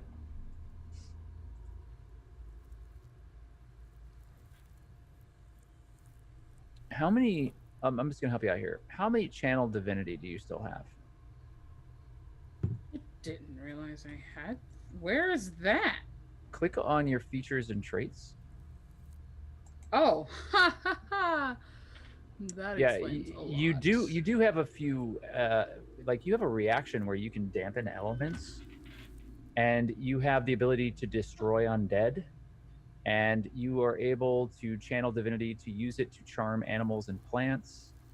But you can also use channel divinity to do other things. So if you would like, if you still, I assume you do because you haven't used them, you can use them because your nature domain. You can use them and make a nature roll, and I will allow for this to suffice in the purification of this fountain. Yes, I'm going to use one of them. Okay, and it's just going to be it's going to be a straight roll. You don't get any advantages or anything like that. But I'm not giving you disadvantages, which technically, if you didn't have some support, you would have not gotten that. You'd be rolling at a disadvantage. Oh, wait. I thought that was a 2, but it's actually a 12 plus 2. So you 14? have a 14. Yeah. So, okay. You are focusing, and you use one instance of your channel divinity, and as you place your hand into the water and you begin to pray, your other hand on the fountain, you feel Soray's hand on your back, and you do feel bolstered. Her life force, you can kind of sense it. It's all over the map right now. But as you plunge your hand into this thick, viscous, dark water, flashes begin appearing before you. And the first thing that you realize, June, is that this place is deeply, deeply haunted, and that the curse that is upon it is very strong. You immediately feel as if you're underwater being drowned, and you're gasping, and you feel the water in your mouth. And Saray, as you're watching June, you see the black water coming out of her mouth and nose and ears as she's praying, and this black void in the water begins to, kind of like a pebble has been dropped out of it. It begins opening up, and the darkness disappears, and for a moment there is this clear water. However, you have not rolled high enough to completely disperse this, and you will have to continue this for the next round. So, we're gonna do this, damn it! At least I know I have this thing now. Yeah, it has a couple different Jeez. abilities. I was looking at your sheet trying to figure out, because I was like, I know you can do it, but I wasn't sure what the physical ability is, and that's technically it. And you could just kill undead too, which is kind of rad. I mean, just things blink of them out of importance. existence. Yeah, things of importance here. That would have helped earlier. Hawk, you are standing. Everyone else is slowly moving away from this space. You're standing there. What would you like to do? I take a moment. I place my hand on the casket. I just kind of close my eyes in reverence. And I'm going to turn over to whatever's going on over there. Actually, I go to Illyri, and I see that she knocked on the tomb thing. I'm like, is everything above board over there? Yeah, there's some movement on the other side. Shit. We should probably rest up for a little bit before we go on. Oh yeah, definitely gonna need some fuel. Yeah, at least a short one. I don't think that if we don't, I don't think we're gonna make it out of here. Listen, boss, I know you're real interested in following this cat around, but don't forget there is a way to get out of here that doesn't possibly involve going through this door. Yeah, but yeah, no, the things that are chasing us. I mean, on one hand, I think, yeah, going to the surface might be easier, but on the other hand, if the grasping eye finds us, there's something a lot worse than skeletons that'll come after us. Did you say the grasping eye? Yeah, the Xanathars are the ones that have been chasing us.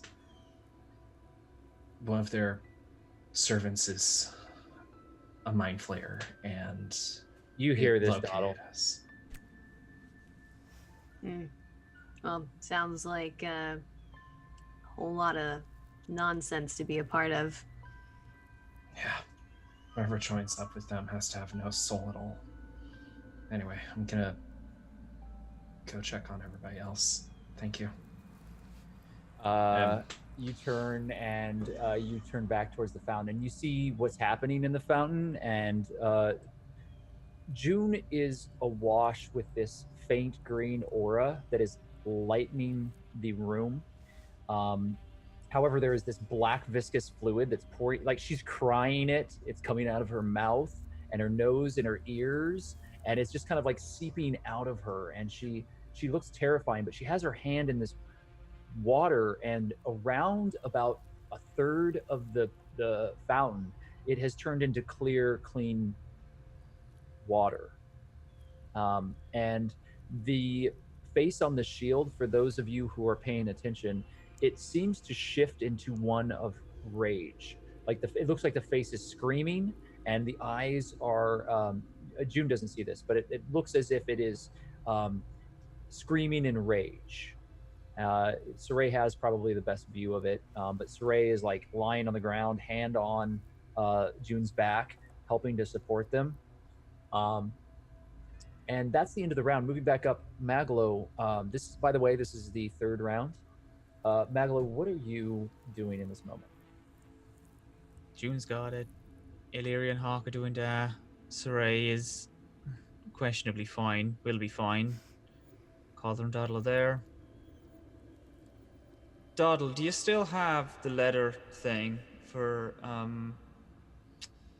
Rosie?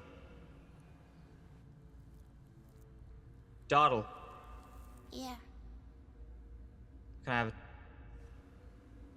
Just nod and hand it over. It's a small wooden box that has been lacquered extremely bright lavender and is covered in gems and little stones. Actually, may I, as he reaches for the box, can I just like grab his arm for a second and bring him a little bit closer? And just you grab onto the burned arm, and as you do, you have a flash of the moment when it was yours. I'm gonna look him in the eye and say, I don't think we can trust O'Leary. And then I'm gonna let go and hand him the box. I am gonna make a perception check for O'Leary. No! O'Leary is Elven. Oh shit! And if she wasn't, I wouldn't make this check. But Elven perception is a thing. What is the bonus on your perception, please? O'Leary, I don't have your sheet open. I have June's open.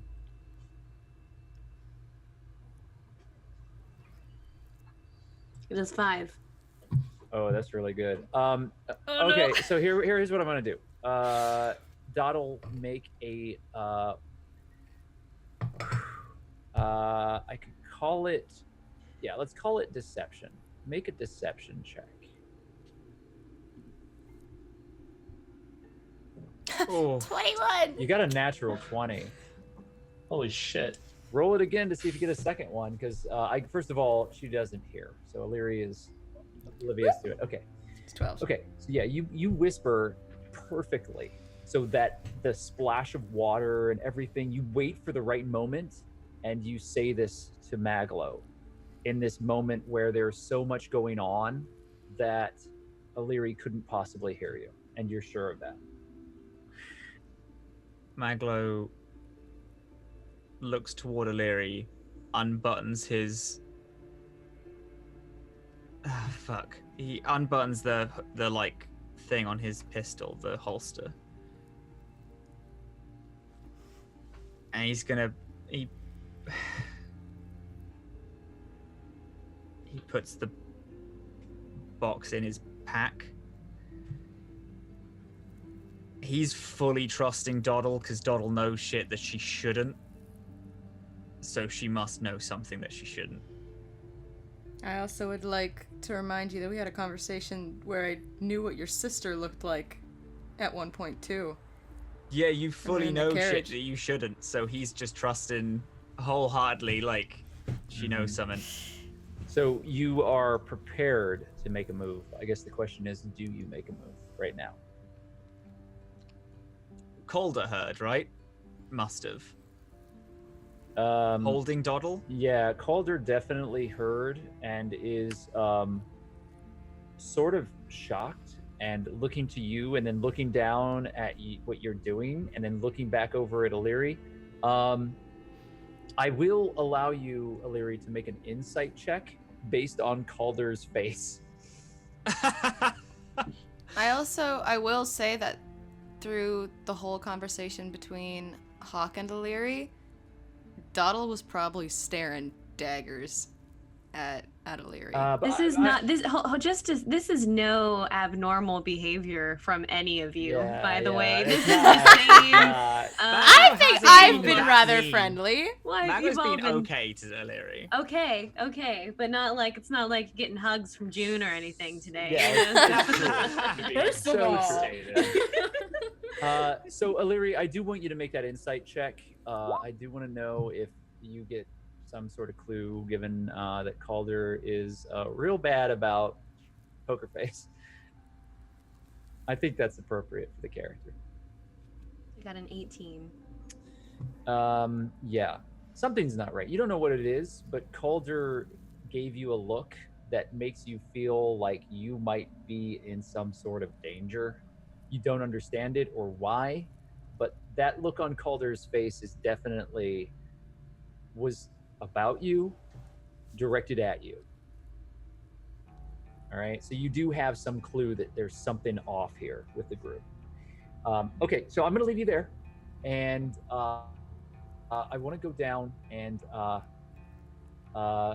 Calder whispers to you, MacLeod, maybe we should just, deal with the situation at hand first. I'm just saying, like, we have a lot that we have to get through right now, and this may not help us. We need to get to safety. Right. Play it, easy sailing for now. Saray, what is your bonus? It's real high. It's like a 8. Pew, Okay. pew, pew. Perception. Oh, wait, no. Perception? Wait, no. This is not my character sheet.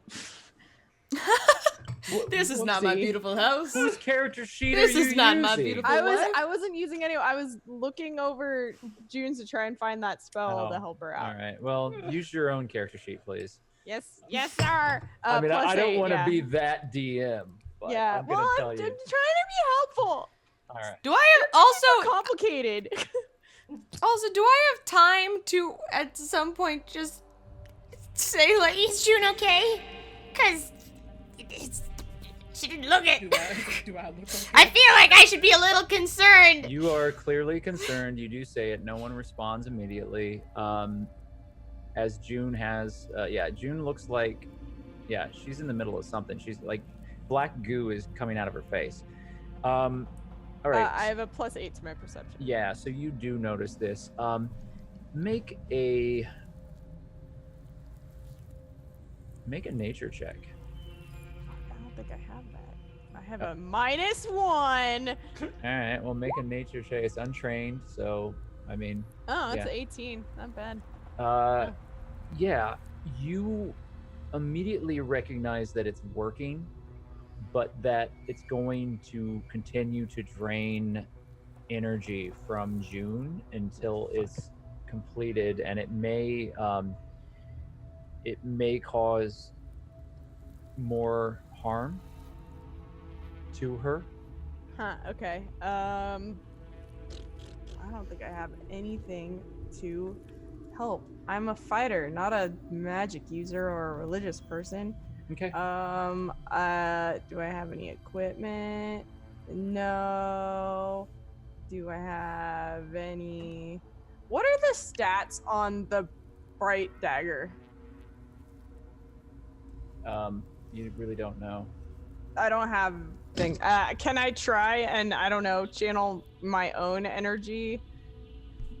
Do you want to channel your own energy? Sure. I don't have magic or channeling or anything, but I can spend a key. Yeah, so that Can is I a do way that? you can. How many key do you have left right now? Fuck. How many do I have? I have 2. So you could spend a key and you can infuse energy. However, is that what you want to do? You know the energy that you work with. Do you think that would help in this instance? Oh, no, it absolutely would not. So no, never mind. I don't want to do that. That would probably make this way worse. So supporting her normally is absolutely fine. Cool. So you go ahead and make another nature roll. Okay. So you're doing the best that you can. You don't know if it's helping or not. June, your hand is in this water. Are you going to spend another of your channel divinity? Yes. Okay, that is your final channel divinity until you take a short rest. Make a religion roll for me. Come on, mama. Am I still doing her +5? You are not. I am not. Okay. This is and it is a dirty 20.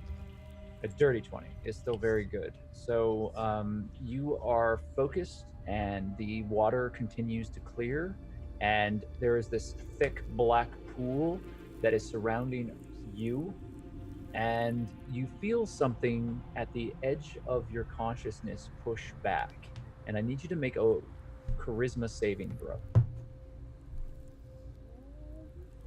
Buddy, I think I have disadvantage because it's exhaustion, right? Yes. Yeah, you have a disadvantage because of your exhaustion. Okay, 13. Pretty respectable considering. You stumble as you feel a force of will barrel into your own, and from the depths of this fountain, which is now almost completely clear of this black viscous dark stain, a large tentacled form bursts out of the water in front of you, and the tentacles are flailing open, and you see a dark and withered corpse inside of it. And the corpse is screaming, and that scream echoes through the chambers and rattles the stone itself. If anything was unaware of your appearance in this space, it is going to be very clear that everything within a mile radius knows that something is going on here. We have a contested series of rolls to make. You can choose to use your wisdom, and remember, you are at a disadvantage. You can use your wisdom, but every time that you do, it is going to reduce the your chance of success, and you are going to garner negatives as you do. If you choose to switch to a different resistance, such as charisma, or if you wish to use maybe your constitution and try to put your physical self on the line, you can choose to do that as well. Effectively, what is happening here is an exorcism, and you have to free a spirit from a cursed shell. So, as you've already spent 2 channel divinity to begin the action, I will have you choose your first attribute to use, and this is just going to be a straight attribute saving throw. Could I use? I'll use charisma. You're going to use charisma to start with? Okay. So you're using charisma as your first attribute. Go ahead and roll it. An 11. Okay, that's with a disadvantage. That's still pretty good. Oh, what's a disadvantage? Sorry, keep forgetting. Yeah, it's still 11. All right. Oops, I dropped a die. Okay. And you feel a push of resistance, and you do not feel as if you've gained any grab or hold on the spirit. And the next time that you use your charisma, you will be at an additional -1. So this is happening in the center of the room. What is everybody else doing while this is happening? I'd like to rush to help. Okay, how are you going to help? I'm going to draw my holy symbol of the Matron of Ravens, and I am going to do my channel divinity, which is the Oath of Enmity. The Abjure Enemy. As an action, I can choose one creature within 60 feet that I can see to make a Wisdom saving throw, DC 15. Fiends and undead have disadvantage. On a failure, the creature is frightened. Its speed is reduced to 0 for a minute until it takes damage. Yeah. And if it succeeds, then the creature's speed is just halved. Mm-hmm. Okay, so how many channel divinity? You only have the 1 channel divinity. I only have the 1, yeah. Okay, so you've spent that, and I'm sorry, it was fiend or undead. Yeah. So I pull my amulet out, I face it towards the creature, and I shout, "Your lover's on the other side." Yeah, it will make its wisdom saving throw. It rails against it, and it doesn't seem to be moving. It seems to be locked in this place, but it doesn't leave. It doesn't move, however. It is frozen in place. It doesn't seem to be leaving the fountain. You are, by the force of your own will, Hawk, holding it in the area that it is currently within. You don't feel like it can move or lash out, and as long as you are sustaining this, it will not move. However, what you know, just internally you sense it. This is neither a fiend nor undead. Oh. Yeah, so it is something else. Okay, so with that,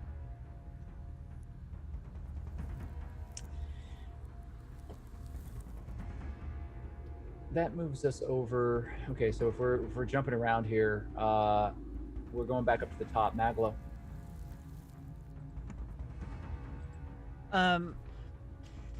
Looking around, can MacLeod sense or like gather that they are working toward a more peaceful, in quotation marks, solution, rather than just attacking and trying to kill it. Yeah, I mean, you could try to kill it if you wanted to. It doesn't seem like what June is doing. I mean, the creature doesn't seem to like it.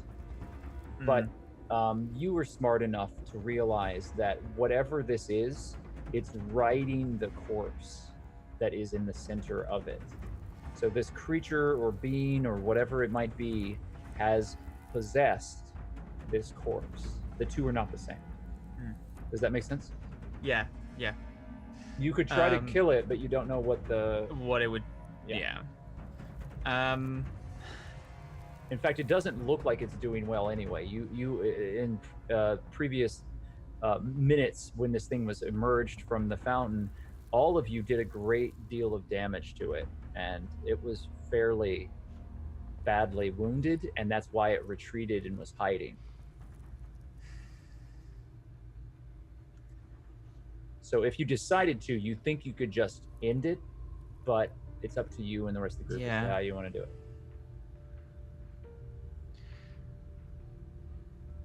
MacLeod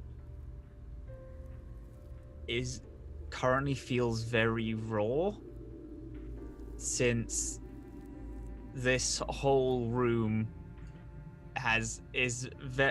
brought a lot of fears and memories and whatnot to the surface. So I think he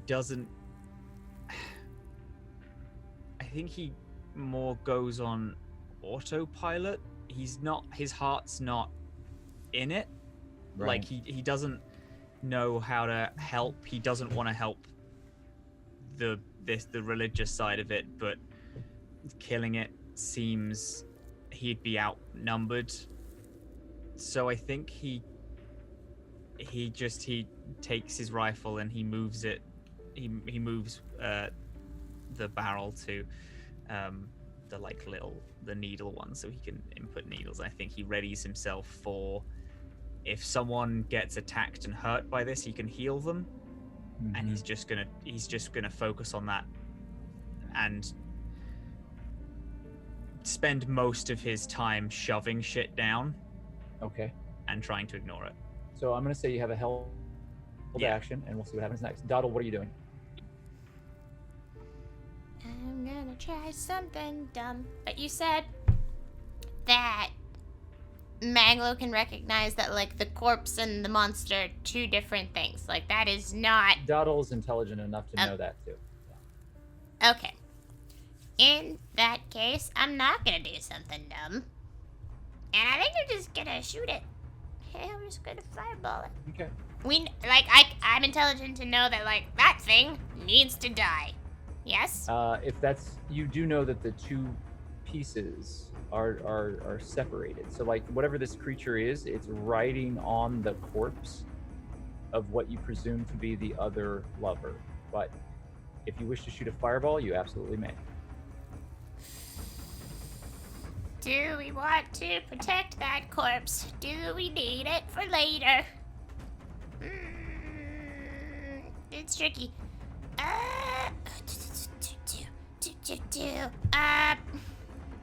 Fuck. I am just gonna... You know what? Reverse Uno. We're back to doing something dumb. I'm gonna run up to June. And I'm gonna, like, grab her and stand between her and the monster and prepare a shield. Okay, so you have shield prepared. That's that doesn't feel like a dumb. That feels that's a smart. Feels pretty smart. Okay, so Doddle, move your marker. Let's put people in position here, just so that we know kind of roughly where people are. I don't want, like, Calder's over here. I imagine MacLeod, you were somewhere around here. I don't really know.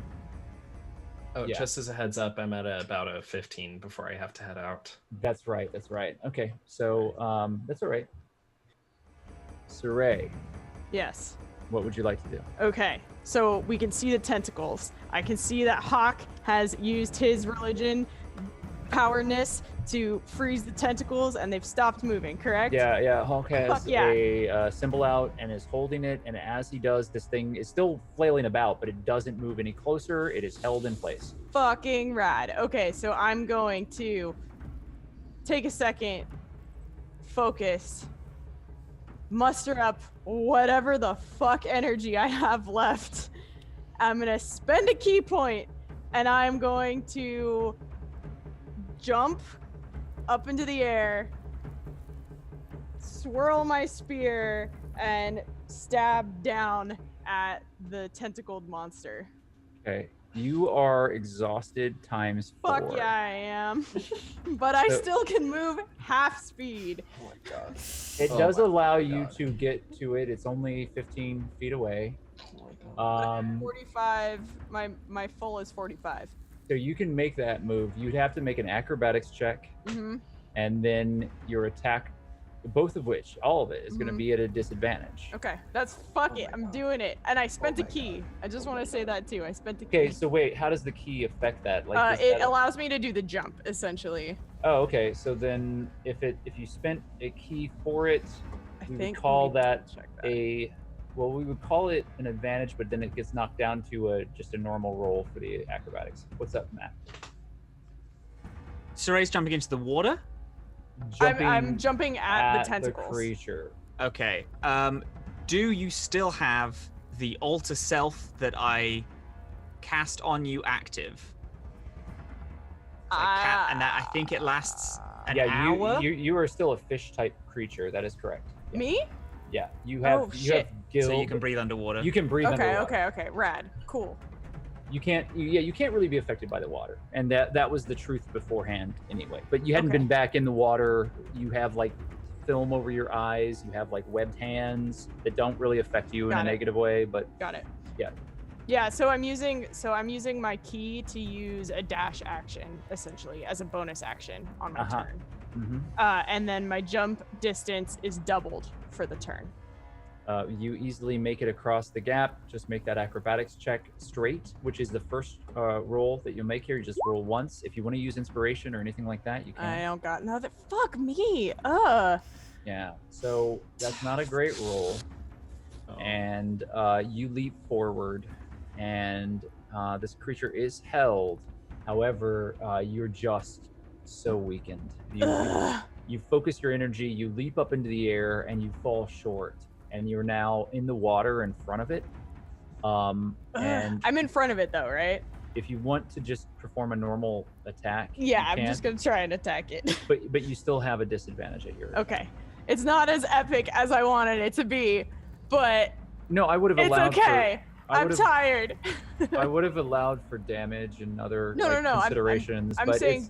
It's just a normal attack now. I purely did the jump for story. Like I wanted it to be badass, and she is exhausted, so she like tried to make it badass, but then she's like, "Fuck!" And then in her head, not in real life. When you use your abilities like that, when you use your key, I will always find ways to work it into some sort of advantage.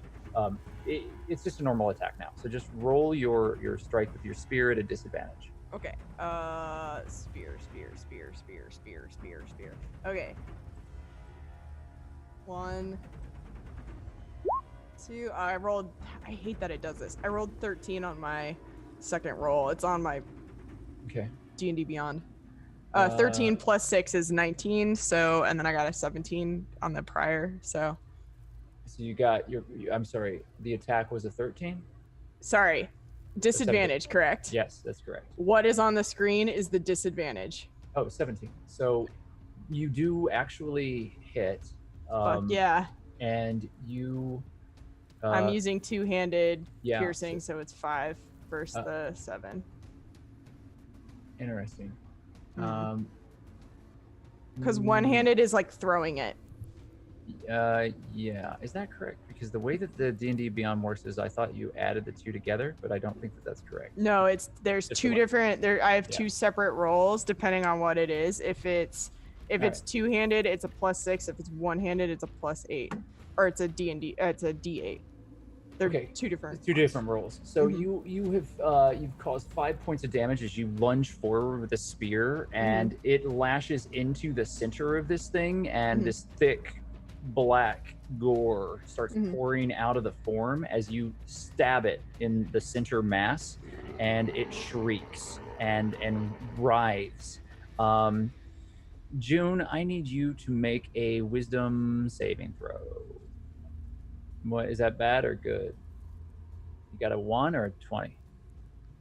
I got a 1. Oh no. Oh no. All right, roll it again. I hate it here. All right, please roll it in D&D Beyond. You All use right. your inspiration. Oh, but I already okay.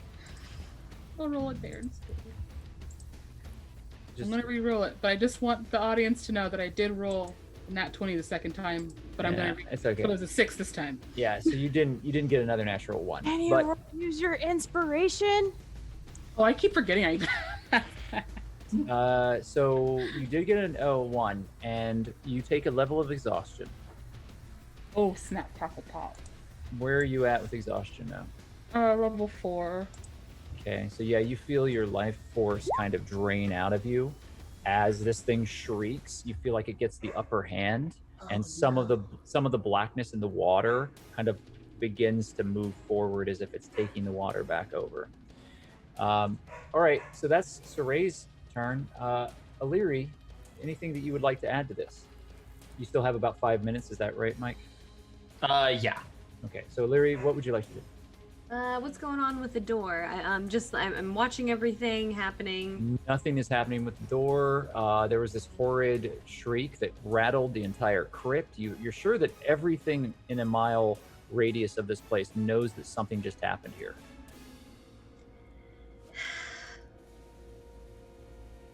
And they're attacking the creature. Seems like they've got it going on. And it looks like it's just being annihilated by Saray over there. Let's see. Perhaps. Yeah, but I'm also not looking too hot either. Oh no! Yeah. Well, how does Saray look to me? Does not looks worse.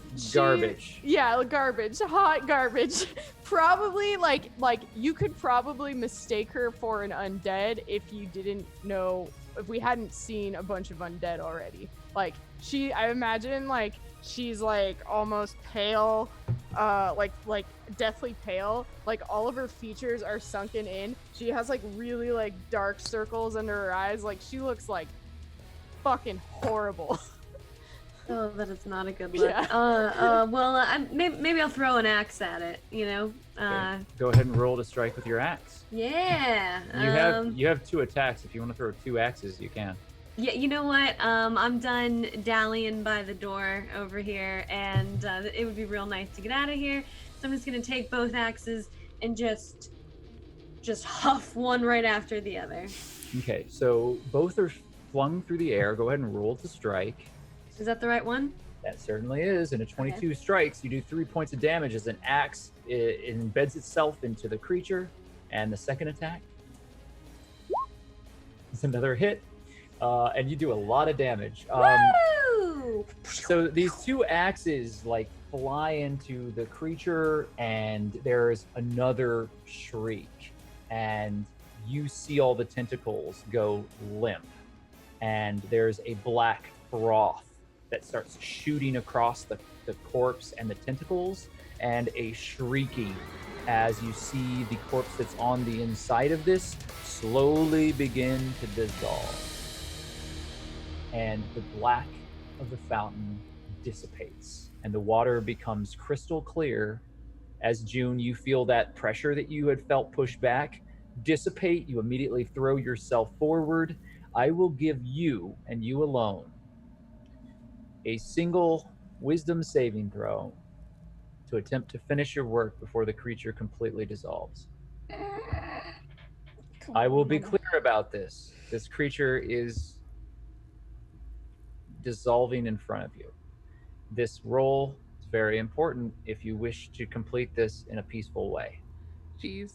And I can use my inspiration? You can. Okay, That's what I was kind of aiming at. Okay. Oh, wait. How do you use inspiration? I've never actually used it before. So you get to add a D8. Oh. Can I give my inspiration to June? We all believe. I think I can only use can't do one. that, Yeah. can I? Yeah. Can't do math. 20 something. It's over 20. Can I do am I allowed to do a narrative thing now that I know that she got a good roll? Oh, It's 21. They froze. It looks like they Oh. froze. They both did. Oh no! Now that we've taken over the We're campaign. the GMs now. Oh Oh god! Okay. Good job. Please Good bestow job. upon me meat pies. Everyone gets meat pies. Everyone and gets a meat pie. inspiration. Burns, good Well, job. I mean, with all of this exhaustion, sending the soul, doing the exorcism. We've Oh, wait. exorcised Nox and Farb out of the game. I have a theory. with all Yeah. of this They were the ghost souls. They were the ghosts. I'm just saying, with all of this exhaustion we have, and for the amount of time that we've been doing this dungeon crawl, I'm expecting a week of meat pies and shenanigans. Yes, That's meat all I pies want. and Honestly, shenanigans. if Illyria brings it up after we leave, she'll just buy Illyria a meat pie at this point. Like, how many do you want? Like, I'm just picturing we're gonna have a couple, like, maybe a session where it's like we're in slings and, like, we have crutches and bandages and shit. No! We're just like, do you want to go to, like, get food together or something, and we'll talk. Exactly. All right, I actually do. Looks they like the have internet down's blackout. due to black. Yeah, so that's a good spot though. Like, I would say probably start next time. Yeah. Right there, Mhm. and that's a good spot. You know.